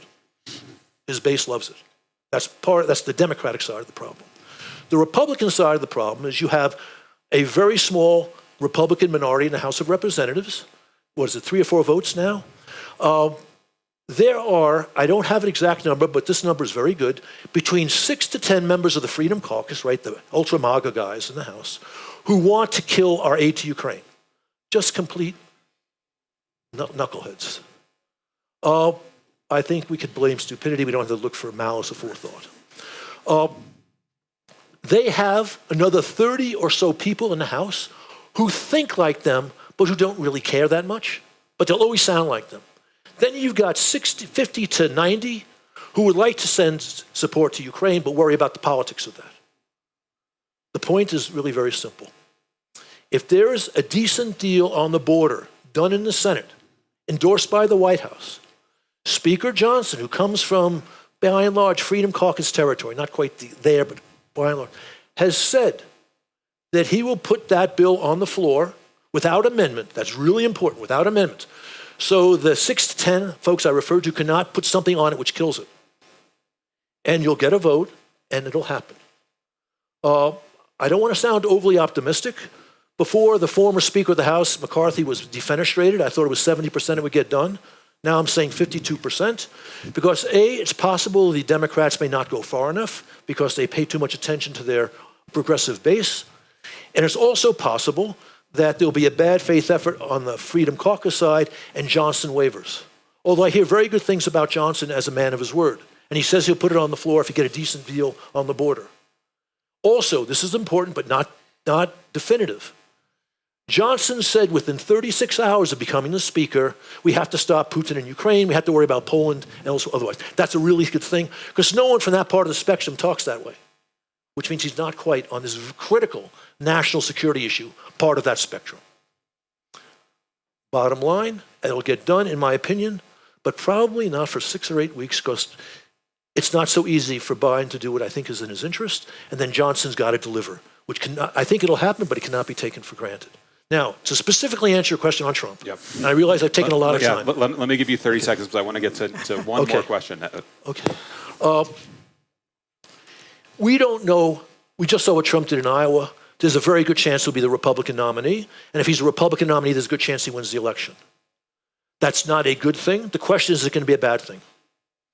When he was president first time, he had a strong national security team. I wish he had this government, this administration had a stronger national security team. And his policy, despite some of the truly dreadful things he said, was solid. He sent the javelins to Ukraine that Obama refused to send. The question is who's going to be his team? And we don't know the answer to that. Rick Grinnell and MAGA types say, we're not going to allow those people who came in the first time. But Robert O'Brien, who was good as Trump's last NSA, has been saying to people privately that he's going to be in the administration. And Trump on the stump, while not exactly encouraging, does not sound like Marjorie Taylor Greene, who wants to just kill that aid to Ukraine. So it's an open question, but I hope we don't have to see that possibility. Let me do one very quick last question to Wolfgang and Kerstin, the foreign minister, and that's on NATO as we look ahead to the summit in July, I believe, in Washington. What is an optimistic but plausible scenario for what is achieved at the Washington summit when it comes to Ukraine's membership in NATO? Wolfgang, we'll start with you. I don't have an optimistic scenario. I just can't see how it's going to happen in the current circumstances. I wish I could. I would be in favor, but if you give me 30 more seconds, getting a country into NATO is, as we have recently relearned, not an easy thing. A much easier case called Sweden, a country not at war in any way with Russia or anyone else, still waiting to get in because one member country has had a problem with it. And maybe that's now going to be solved, but they've been waiting for a long time. And I would just think that even if most of us here, adults in the room, would agree that it's a good idea to bring Ukraine into NATO, I would be afraid that there would be 1 or 2 or 3 members, who have more than 30 member countries in NATO, that would say, no, or at least not yet, etc. And that, of course, if that were to happen, we would really, allow President Putin to have a joyful success dinner. And I don't want that to happen. So it's a difficult thing. Yeah. Kirsty? Yeah, I'm as pessimistic as Wolfgang is, frankly, because from the beginning of this war, it has bothered me that, when Jake Sullivan came out and said we need Russia to have a strategic failure in Ukraine, I realized that they create themselves space to declare victory out of nothing. And when I heard last September in Yes conference in Kiev, Victoria Nuland to congratulate Ukrainians of achieving what Jake Sullivan had said they need to achieve, then I realized we are in deep trouble. Strategic failure for Putin, indeed, for not conquering Kiev has been achieved, and the objective and the bar has been really low. In addition, there is this real worry, what also Ambassador Herbst explained to us, that during the Cold War, West didn't blink once. Now we blink from morning to evening and tell it publicly. This is also a bad sign. And I went to America to talk to quite some think tankers, and my understanding is that the democratic ambition is to put this thing on back burner till the elections are over because they've not been successful enough. And if I now look at all this picture and at Washington summit, then indeed, if I were Putin, I will have champagne and caviar in cold. And this is something which I think we need to talk really openly about, because otherwise we will not achieve it. We need to stop blinking. And of course, I appreciate the difficulty. When we were accepted to NATO, it was on the basis that everybody said, okay, let them come in, we never have to fight Russia. This is a totally different situation. It's serious. So I do not underestimate how difficult it is, but we need to get it done, and the chances are pretty low right now. Foreign Minister, I've heard you say that you can't afford to be pessimistic, so I'll look to you to end on an optimistic note here. Daniel, I hate the questions that require diplomatic answers, and you ask exactly that one. So the diplomatic answer to your question is, I believe in Washington, Ukraine will make another step towards membership, but the content of that step remains to be seen. But I would like to remind everyone that 2 days, 48 hours before the European Commission granted Ukraine status of a candidate country, the decision was not there. And we were told that it's not going to happen and we have to agree to something else. We have to agree to a half solution. Less than 24 hours before last European Council, we were told that Ukraine would not open accession talks with with the European Union. So with all this skepticism, rational skepticism, well-grounded skepticism around, I think we all have to follow the rule that the people of Ukraine teach the whole world: never give up, and you will get it eventually. That is a good note to end on. General, Foreign Minister, Ambassadors, President, thank you so much for an incredibly rich conversation.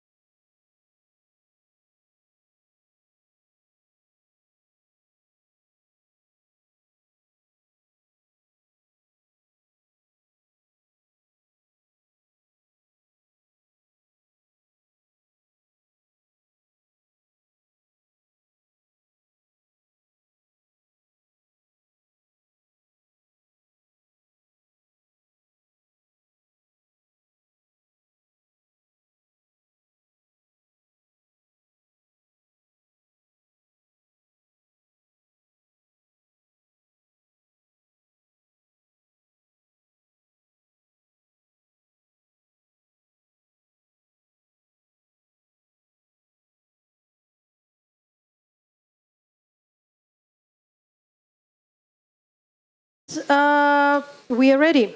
If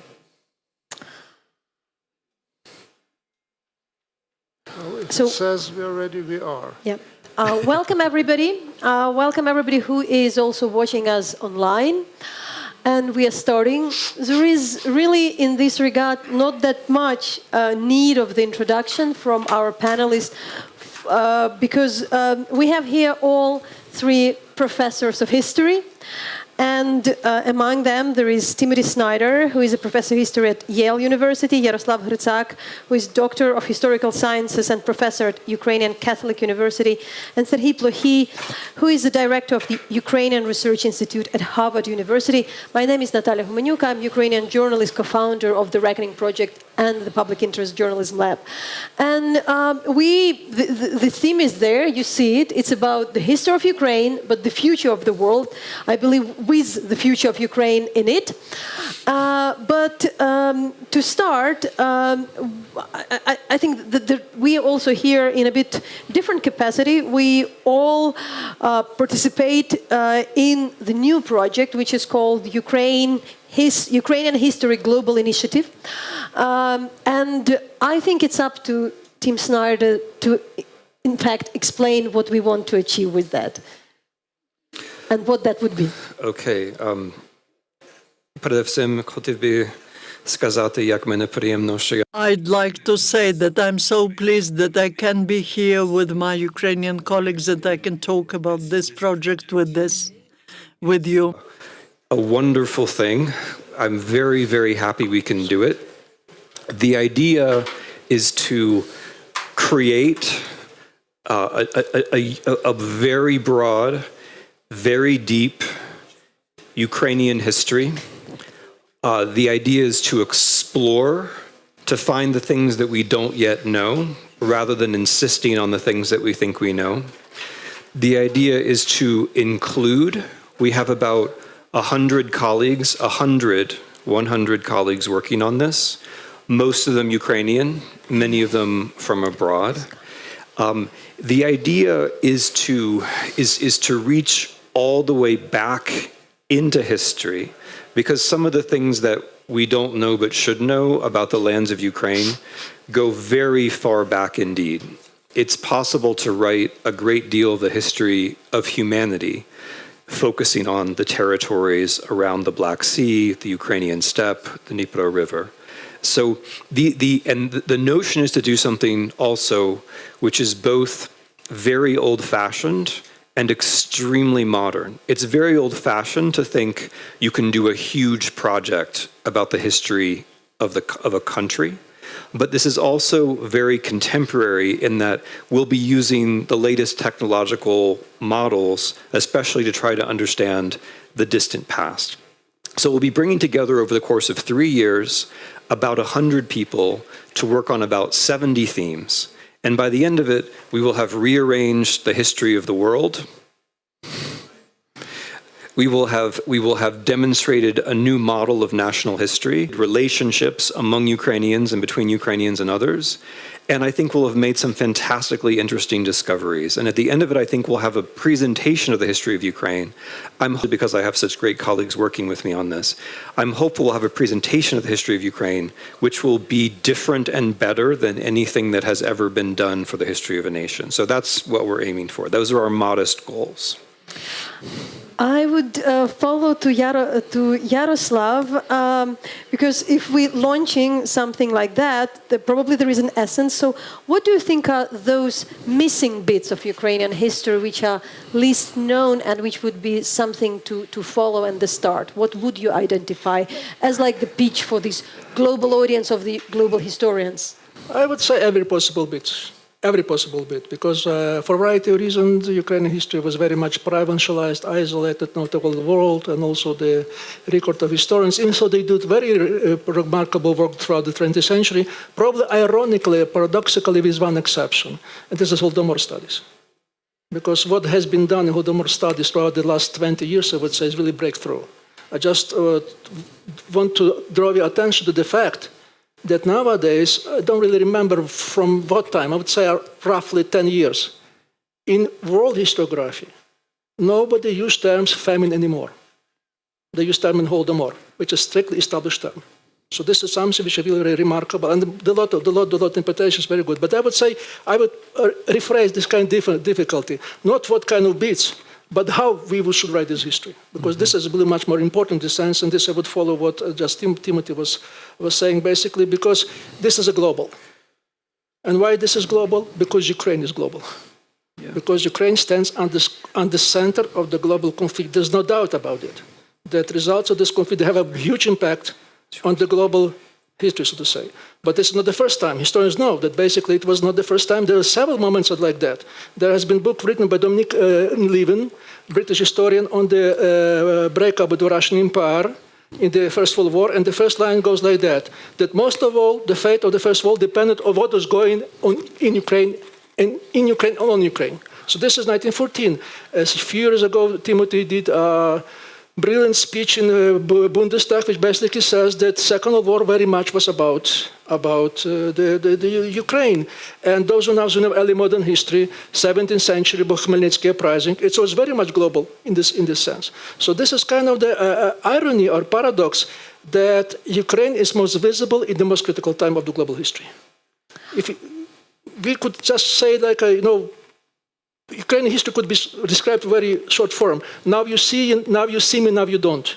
You see this during the global crisis, and you understand this kind of thing. So this is why I believe we have to apply this principle. So just to conclude, global history without doubt, but also very importantly, so-called deep history or big history.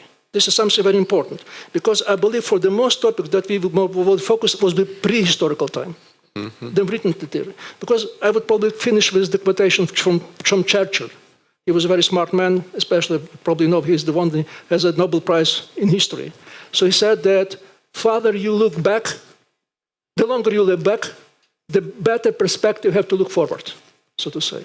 You need really have a long distance distinction, which is kind of global history, but also combined with big history, or this is what is called. So actually, we say they won't start with Herodotus. Probably we start with black soil, with the kind of geographical condition, all the kind of things. This is exactly this kind of story that we need to write.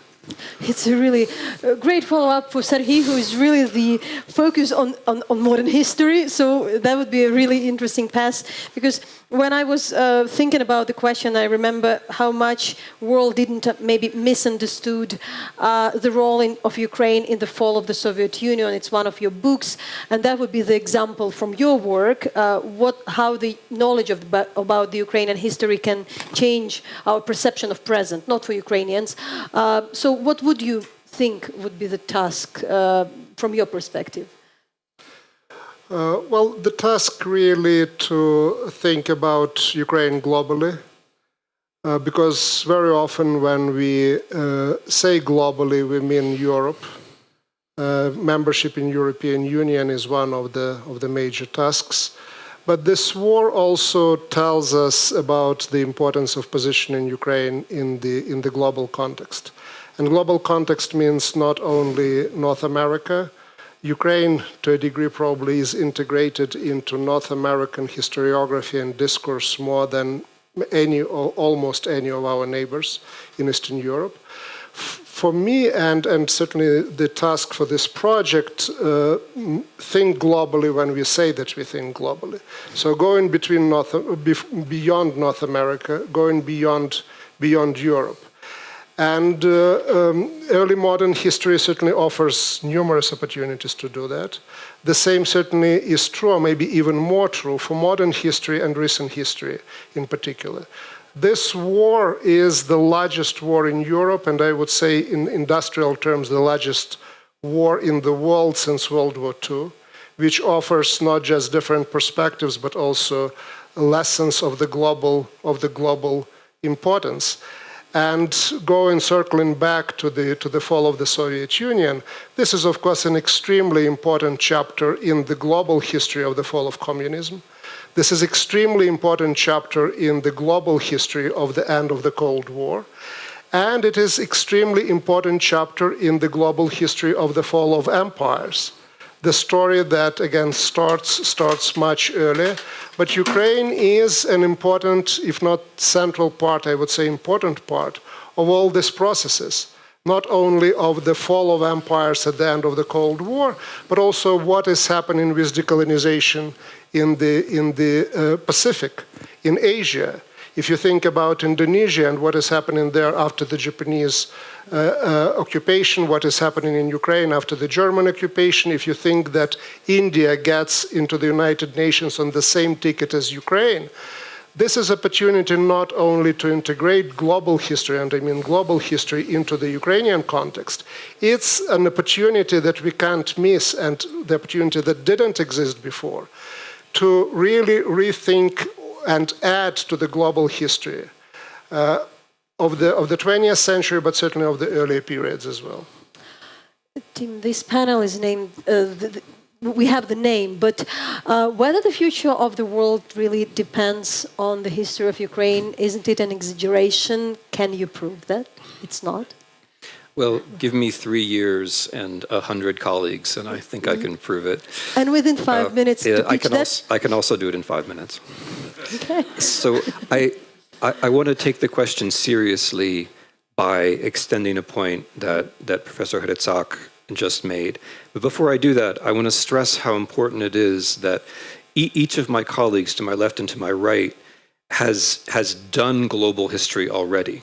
Slavko Hrycak has written a global history of Ukraine, which is excellent, which I recommend. And Serhii Plokhy has written a whole series of books which show how themes which we thought were global were Ukrainian or vice versa. Right? And so this move has been made by these colleagues already. Where I think the real adventure begins is in the earlier periods. Because so a lot of the things that we argue about have to do with the period between 1917 and 1991. But in the years since 1991, we have discovered a whole range of things about the very distant past, which only make Ukraine more relevant. I'm going to give you 3 examples of how Ukraine ties into world history in the very, very early periods. One is the origin of the city. So in the standard account, the city emerges in Mesopotamia and in Egypt.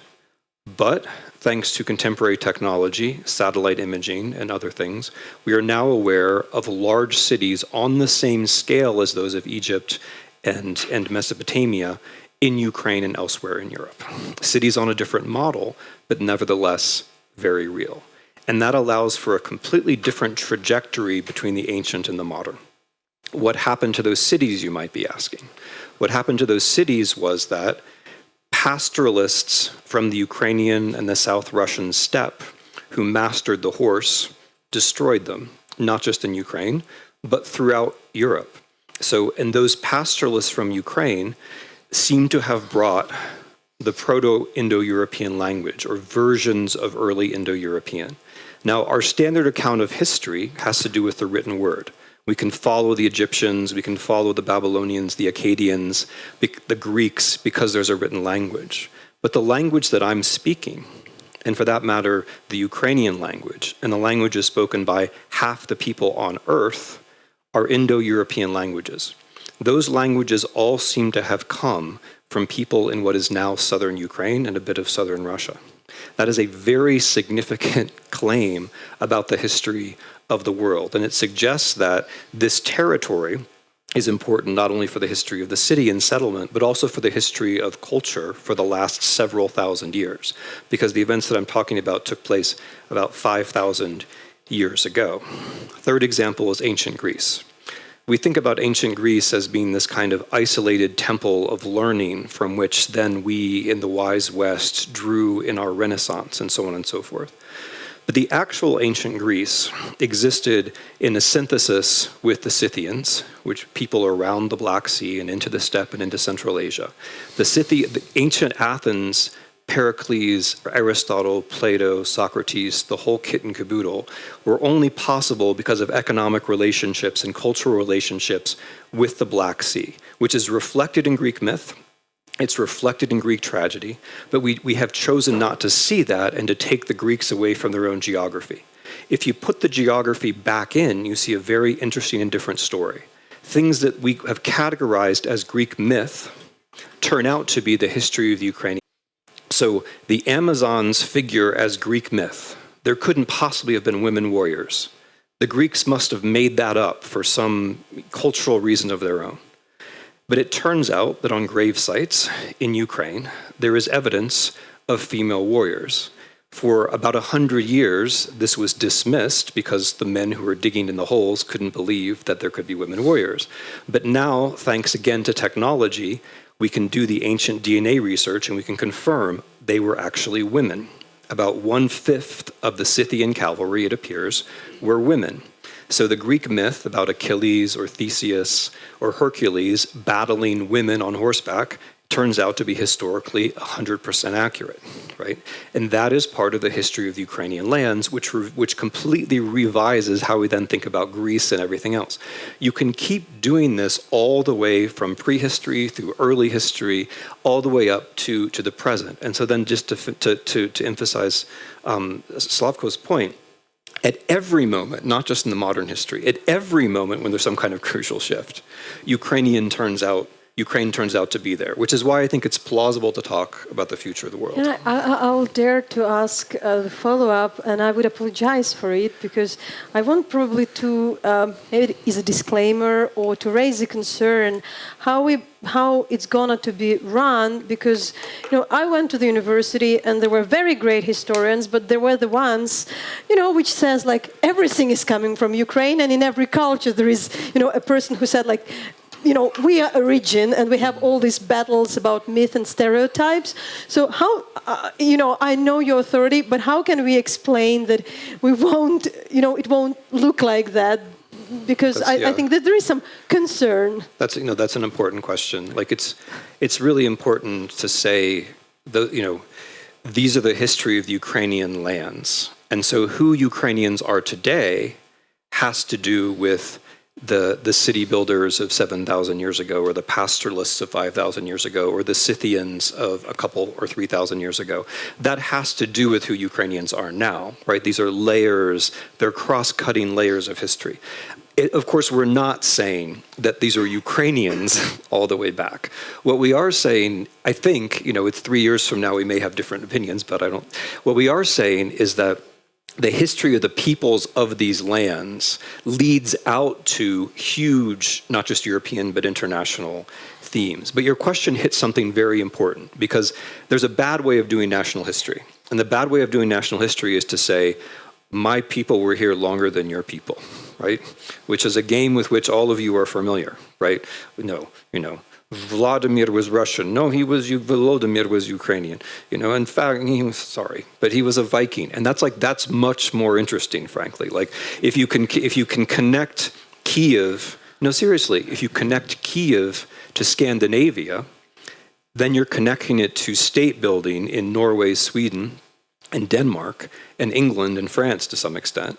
You're connecting it to a whole wave of European state building. You're connecting yourself to the early Scandinavian sources, including the Icelandic sagas, which speak, for example, of Yaroslav, right? You're connecting yourself to something much bigger. But you're not claiming, you don't have to argue about whether he was a Ukrainian or not, which is absurd, right? It's absurd. So the bad kind is say they're all Ukrainians all the way back to Cain and Abel, they're all Ukrainians. And there's a bad way of doing global history. The bad way of doing global history is say, hey, we're all the same. We've always been all the same. That's lazy and that's also wrong. So what we're doing is we're trying to do something which is different, where we accept the beautiful variety and we think, this place around the Black Sea, north of the Black Sea, brings us a lot of this beautiful variety. Yaroslav and Sergei, how would you address that? And also, what do you think Ukrainians would also, learn or should learn also from understanding that they're maybe not that unique as usually it's written in any national history book? So, I think that in continuation what Tim just said, it's very important how it is done, and there is bad history and there is good history, and a lot in between. But it's also not just the message is important, the messenger is important as well. And this is the project that is very much, it relies on the Ukrainian expertise, and there are Ukrainian participants, but it's also an international project. With the ambition of getting into this project and making think about Ukraine, the top authorities, the top figures globally in a particular field. And that's about the messenger. And whatever the message is also depends on the messenger and authority of the messenger. And I think that this project deals with this issue of how to write global history of Ukraine so that it wouldn't be like in that joke about the globe of Ukraine. Give me the globe of Ukraine. So that's basically the structure of the project should help us to have a map and a roadmap and not to create a globe of Ukraine. What would be also a message to Ukrainians? Maybe they will also won't be sometimes satisfied If I with the could findings. follow up with what just Tim says, I don't see any kind of subject of proud to being in the center of global history. Yeah, exactly. Yeah. I see this kind of tragedy personally for me.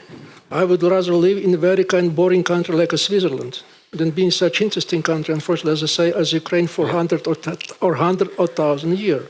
One of the image which keep recurrent, at least since the 16th century, is Ukraine-Palestine of Europe. Palestine not because of many Jews, but also because it's kind of biblical land of milk and honey. And this could be kind of blessing, but it's not a blessing, it's a curse. Because invite all possible invaders for the country to take control of this country.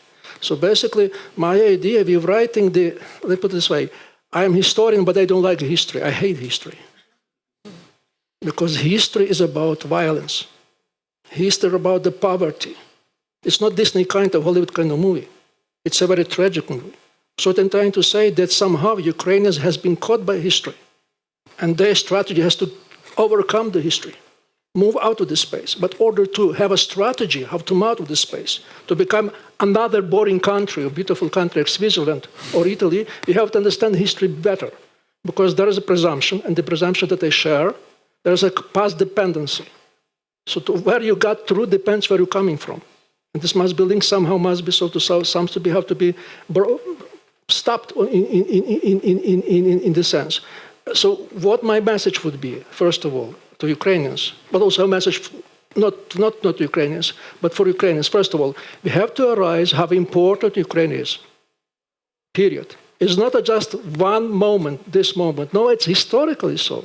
So you have to see why we have these historical factors that put Ukraine constantly in the center of the global conflicts, so to say. This is something we have to escape, so to say. This is the first thing. Second message is that exactly we have to leave this space behind, in a sense, not to move geography, but start to do something with our presence. There is a global history is not kind of fashion. It's a new genre of historiography that emerged around the 20 or some years ago. People say that basically could write global history of anything. Just of this kind of my pen is global history, so to say.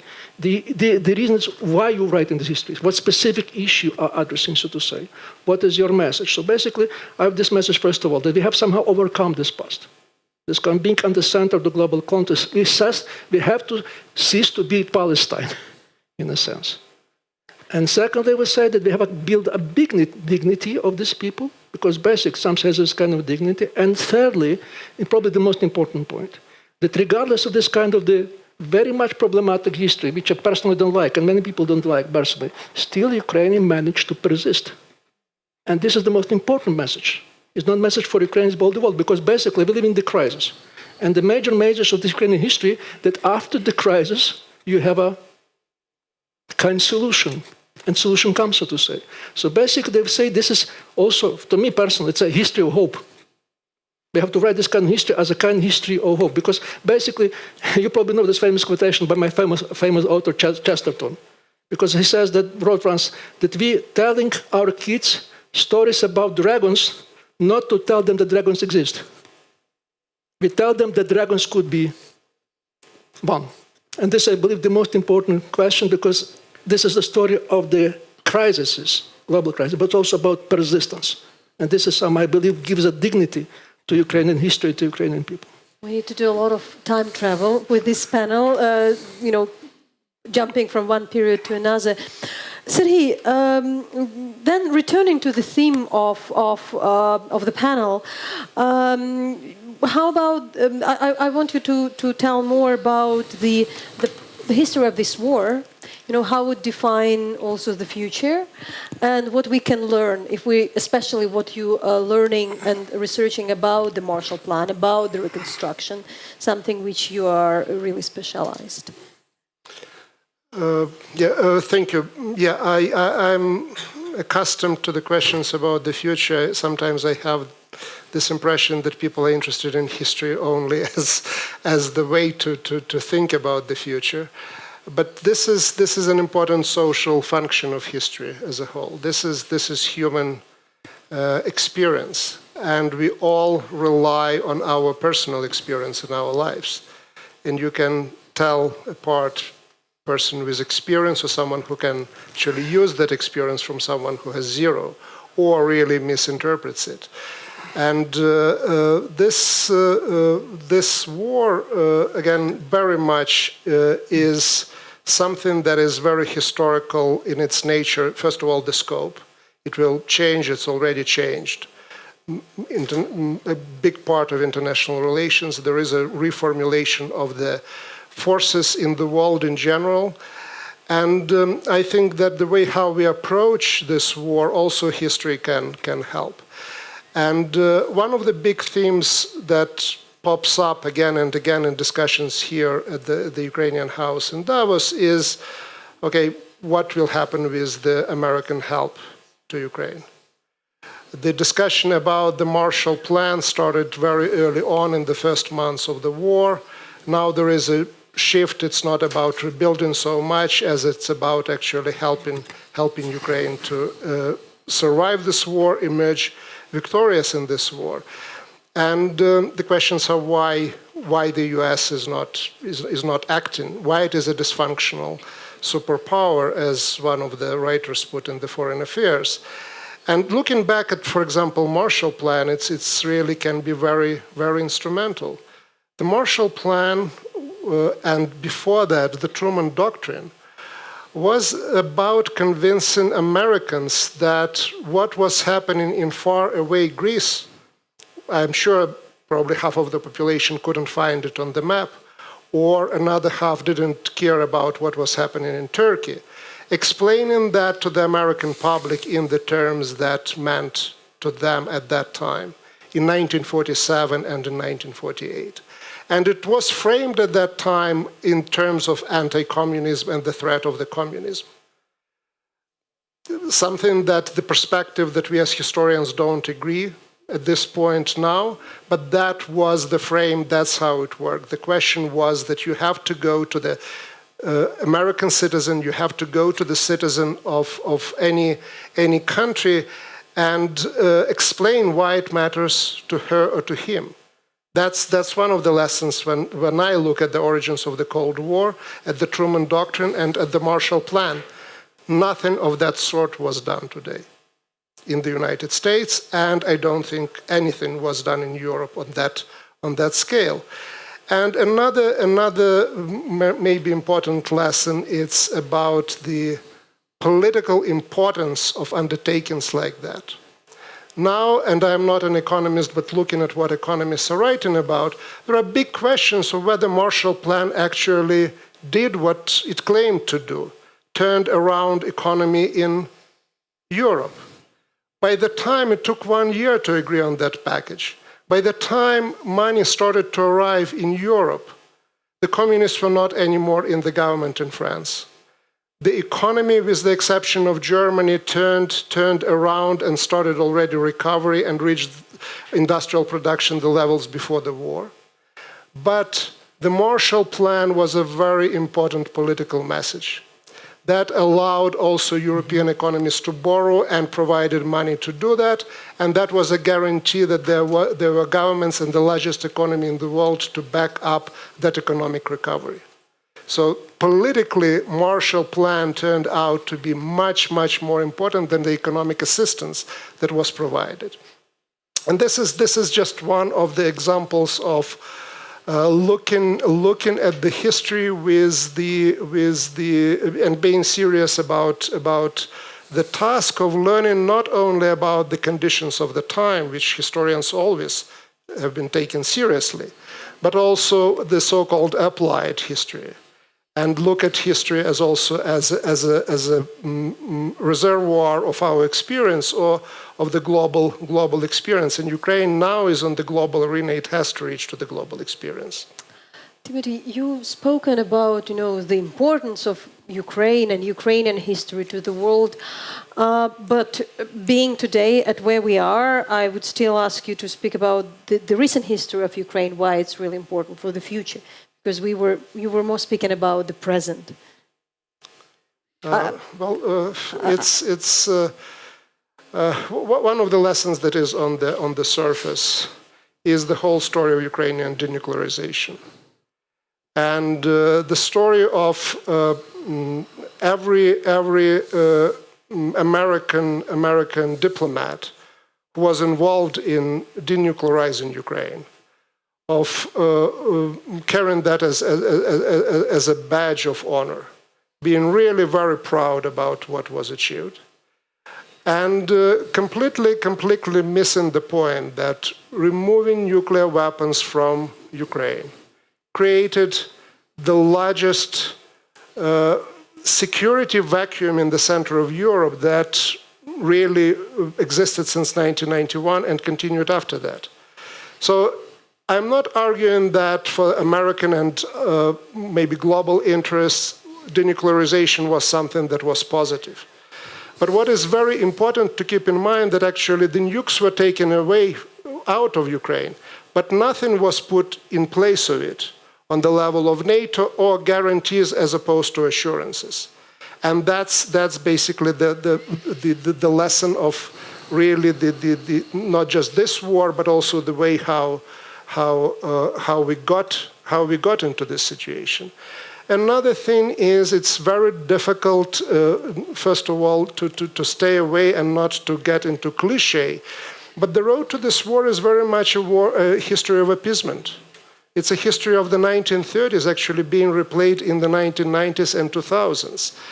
And unfortunately, you don't see that fully until a catastrophe of that proportion, like this war, comes to the fore. And you're also very cautious in using the terms like appeasement, right?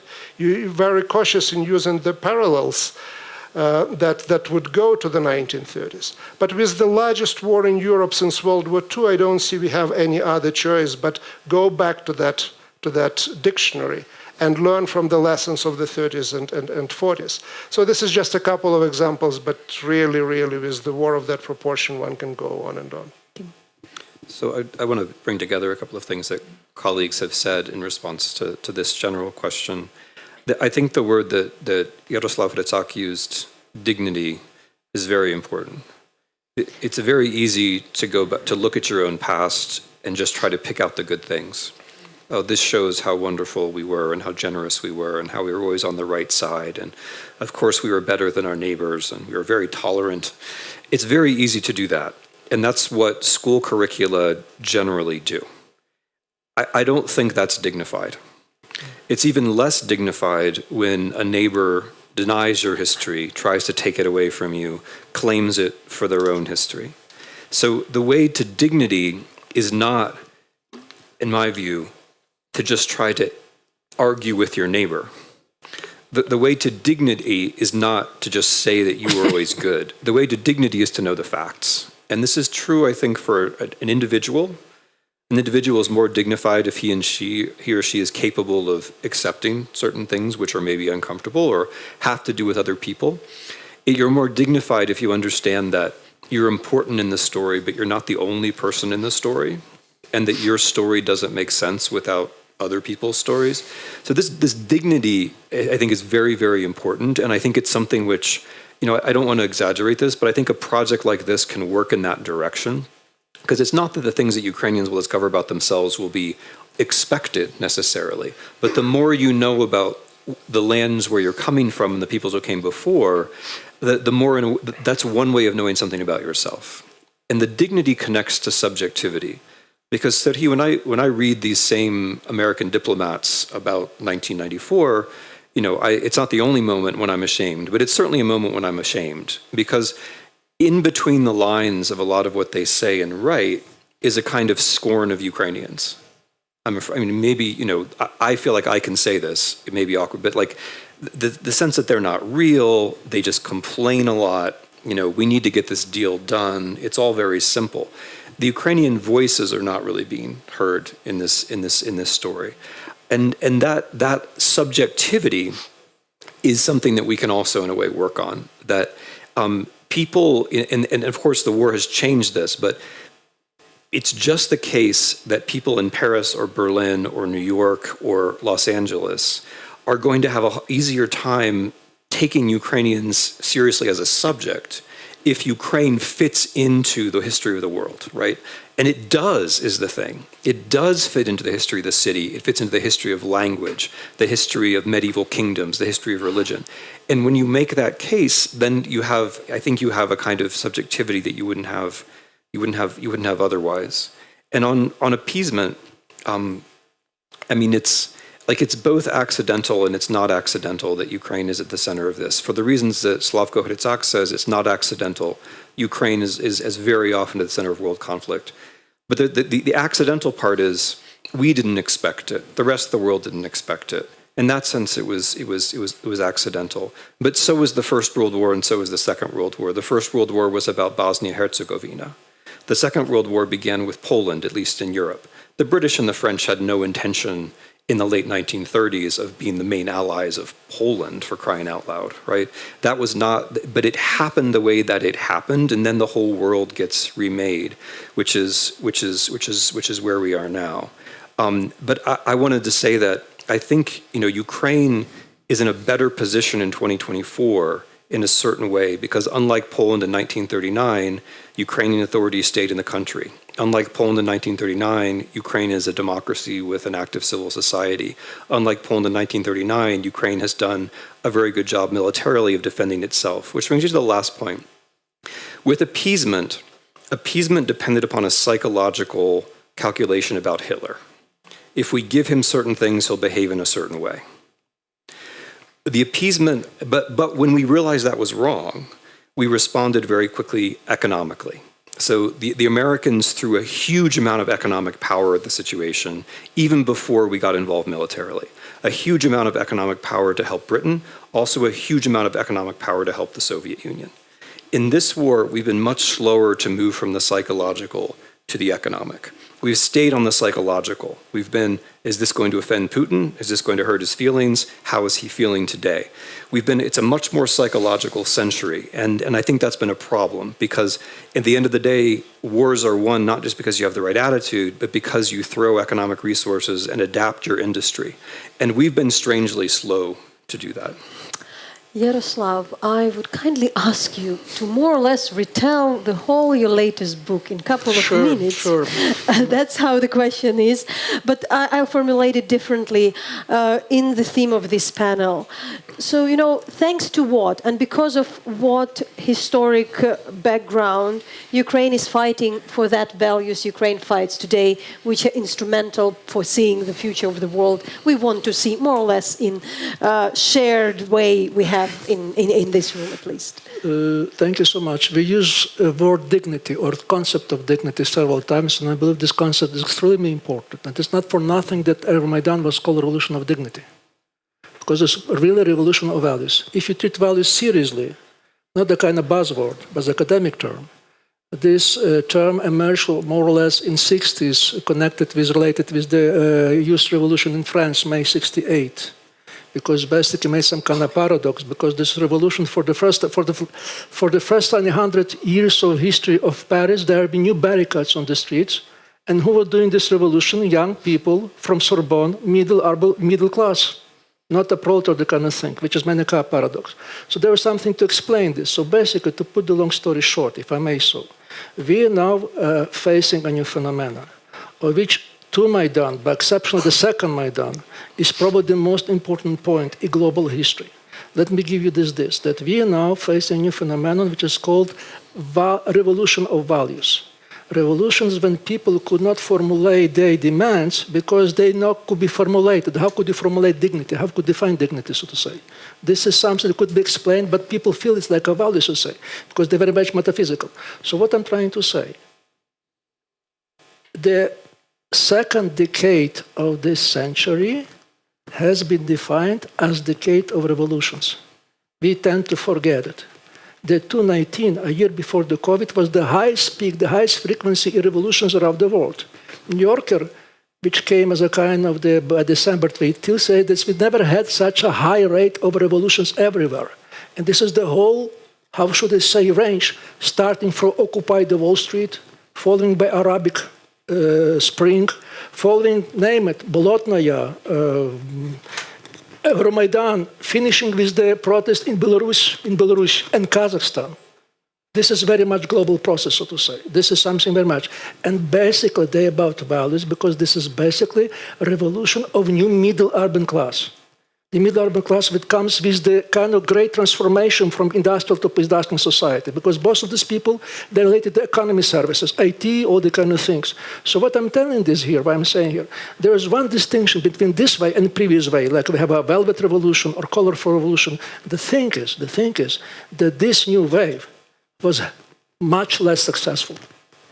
If we have a very good record of victories in 1889, more so if during the second wave, the color revolution, we have only few revolution has won during this kind of decade, so what to say. Probably with the Arabic case, will be one exception will be Tunisia. In this kind of world, or only Ukraine. So what I'm trying to say, that if you look where this regime revolution failed, there must be a Russian track there. Syria, Suriname here, Georgia, Ukraine, Belarus. So if I may use this term, I'm coming to the end. Just imagine that there is a world value, it's like you have a world football championship, yeah? So you have a world value championship. When you have two finalists, one is started for revolution, which is Ukraine, and the other stands for counter-revolution, which is Russia. So what I'm saying about that important, because exactly this would be the result of this world, would depend what kind of values would be shaping the future world. Would be this traditionalist, so-called traditionalist value that allegedly put in stage 4 in most of Muslims' country. Or there's been quite a new values, which called probably define European values, post-secular, whatever thing, but we know what we mean, because this value about dignity and liberty. So I'm saying again and again, different way, that what important, even in this case or Maidan, on this last decades, how important Ukraine is. Please think about your questions. We'll have 15 minutes about that, but maybe very shortly, I want to cover this. Timothy, when you were explaining this project for the first time for me, you mentioned very clear, a great example, which made it very clear that, for instance, one of the best books on Vikings, kind of omitted properly Kiev Rus. I'm speaking about the book in English.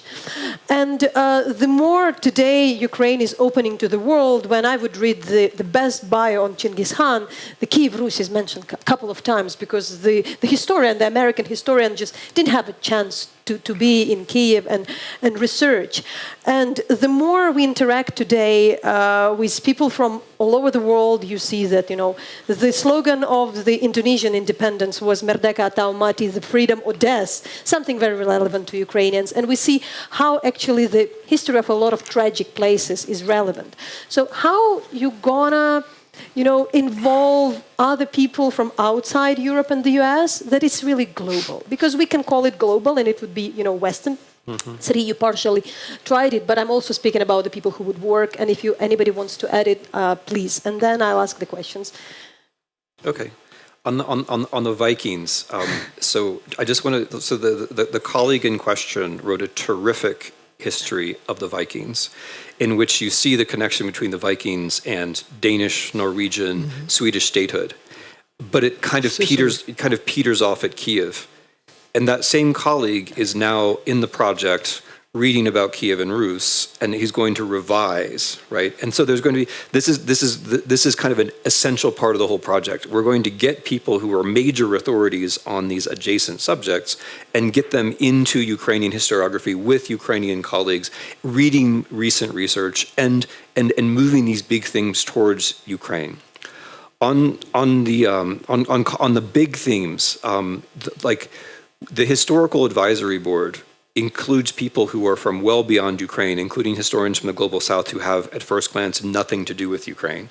And this is to check big themes like colonialism and anti-colonialism, where we in the Atlantic world, or even you in Ukraine, might not see a connection, but they will look into the research. This global advisory board will look into the research and say, oh, by the way, didn't it occur to you that something very similar happened in Malaysia or Korea or whatever it might turn out to be?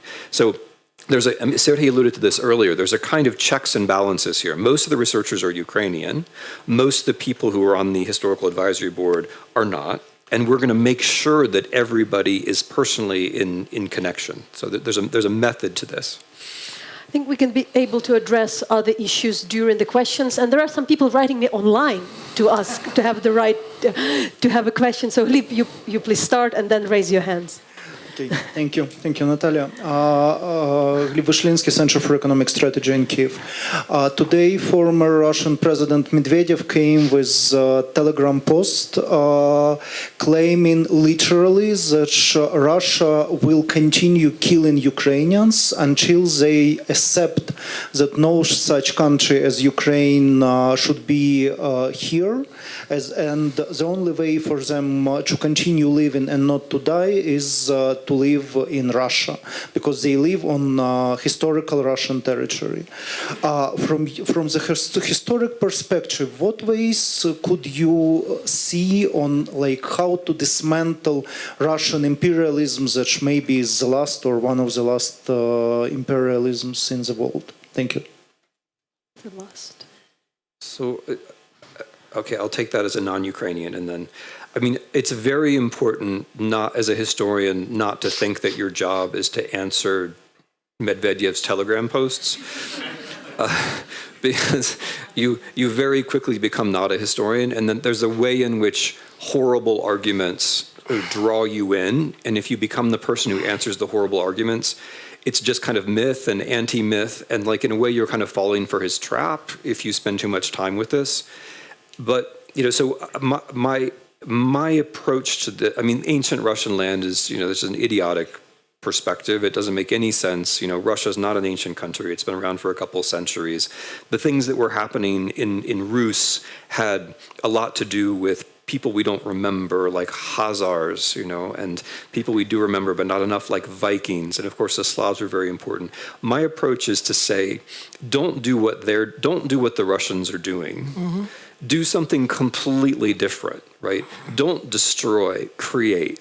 Don't negate, affirm. Don't cut off connections, make connections. Do something which is beautiful and which involves other people and which leads to real knowledge, which is attractive all around the world. So, when we have to answer the Russian propagandists, we can answer them. But I think, I'm not really that interested in the game of directly answering Russian imperial propaganda, because it's just so boring. I just can't keep myself, I realize it's historically important, but I sincerely think that the best way to deal with it is to create something next to it, which is more attractive, but more attractive because it's true. And I think Ukrainian culture is actually at the edge of doing that anyway. The parameters of the world discussion are shifting, right? What Medvedev says would have made more sense to more people 10 years ago than it does now. The parameters are shifting, and I think the way to take advantage of that is to build something new and big and attractive. And I want the Ukrainian colleagues to answer too, but my view is that Ukrainians can get too caught up in responding to what the Russians want you to talk about. And whereas what you need to be doing is affirming the incredible variety and interesting themes that you have that are yours. Who take it? Yaroslav. I have 3 answers. First, never argue with the idiot. That's first. Secondly, coming to Russian history, we know that somehow politics always attract sociopaths and idiots. When they come to Russian history, why is it so exceptional? Why there so many criminals and idiots in the power in Russia, historically? And this begs for explanation. Why have Stalin, Alexander III, Nikolai II? This is the story. Why we Putin?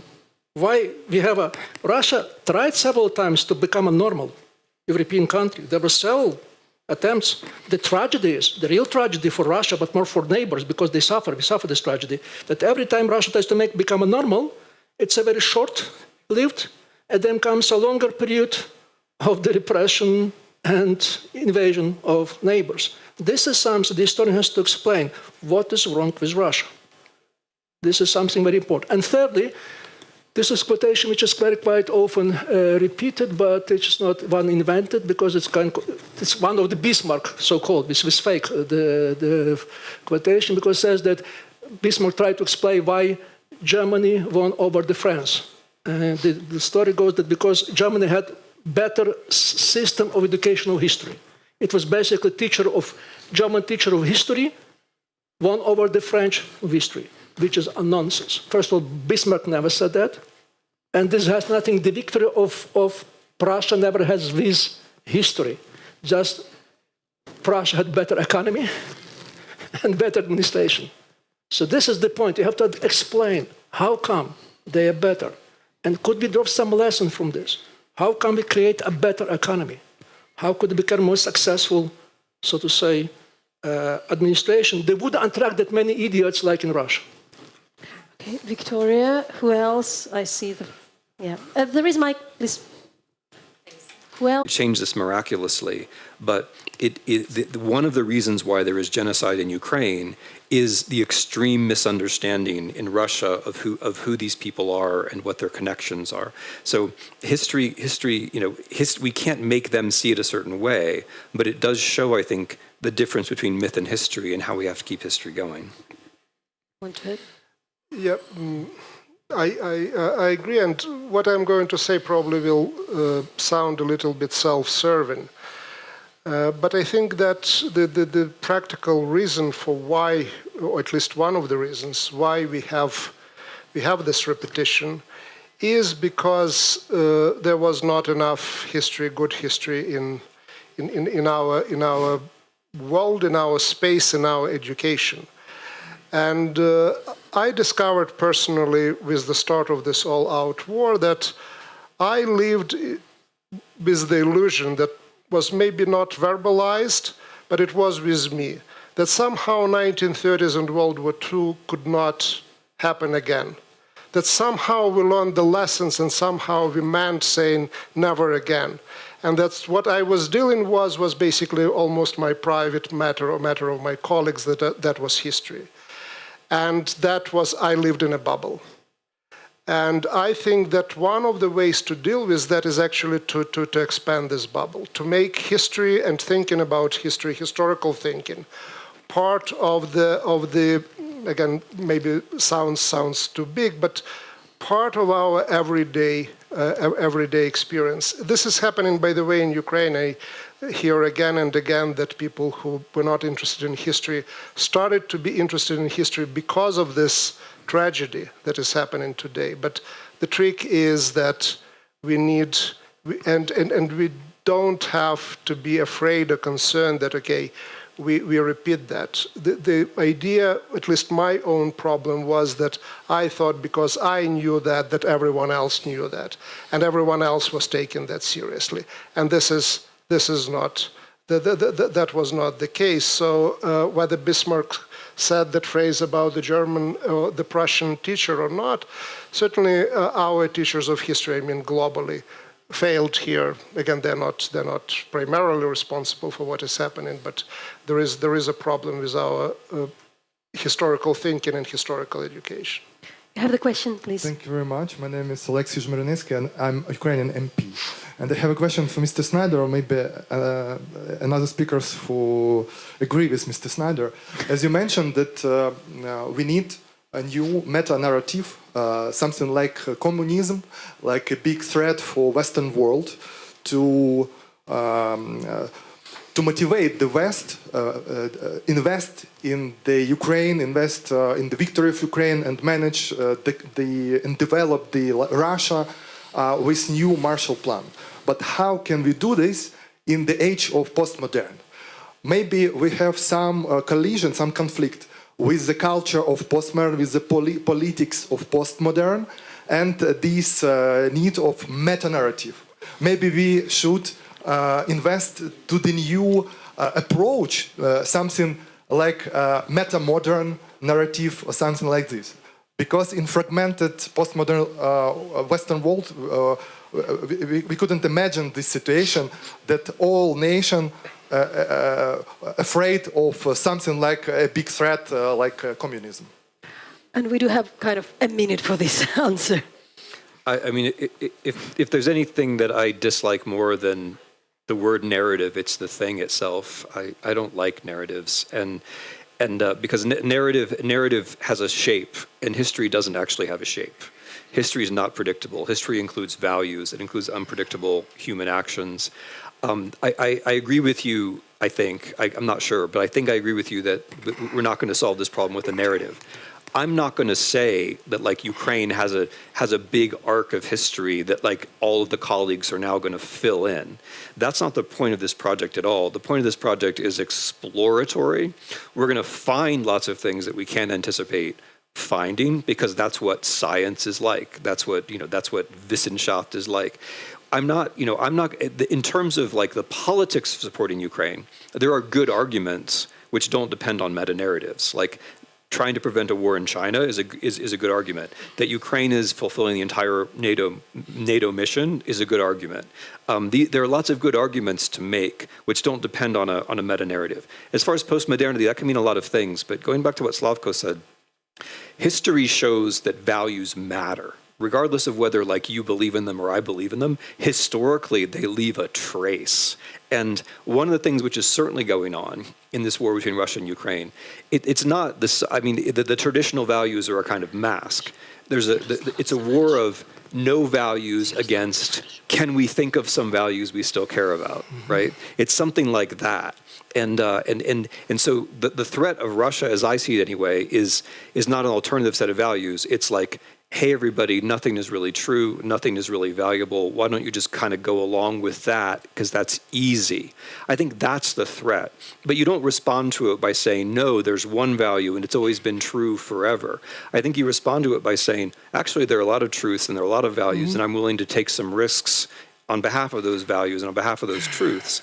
And a project like this isn't about like one truth or one narrative. It's about the messy history, which is actually there. But at the end of the day, when we know it, we're not just smarter. I think we're more dignified. I mean, to pick up Slavko's word again, and that's what draws me to it. Slavko, your final. May forget about postmodernism. Okay. In 1994, the three very brave ladies, historiographical, wrote a book telling truth about history, and the main conclusion is postmodernism is passé. And I believe this what we declared was implemented on Euromaidan. Because Human says basically this is the main message, postmodernism is dead. Because basically it's not about myth or truth. The thing is what Pony says, that there could be no truth. So if there's no truth, so what is sense seeking for the truth? And this is basically ideology of Russia and Surkov. He clearly says so, that there is no truth, so actually everybody's lying. So if everybody's lying, the main strategy is not about who they're looking for truth, but who's lying more efficiently. And this is the whole point of propaganda, so to say. You have to just find a very good lie that could be sold, so to say. What we're saying, and this is something which I believe another topic for discussion, what happened in Ukraine since the Euromaidan. This is so-called epistemological truth, which is asked to explain, but the basic story is there is a historical truth. It doesn't mean that we have to know it, but we have to strive to do this. This is probably the best thing. So what I'm saying here, don't care about the postmodernism that much. It's already passé. I believe we have to just come with a very good story, which will be persuasive, which is very global, and most importantly, very well readable, so to say. And this is the most important thing. Thank you. We are already over the time, so it's a hard stop. Thank you so much, Yaroslav Hrycak, Timothy Snyder, and Serhiy Plokhy. Okay. I want to make selfie with you three. No, go. I need three you. I need it for my...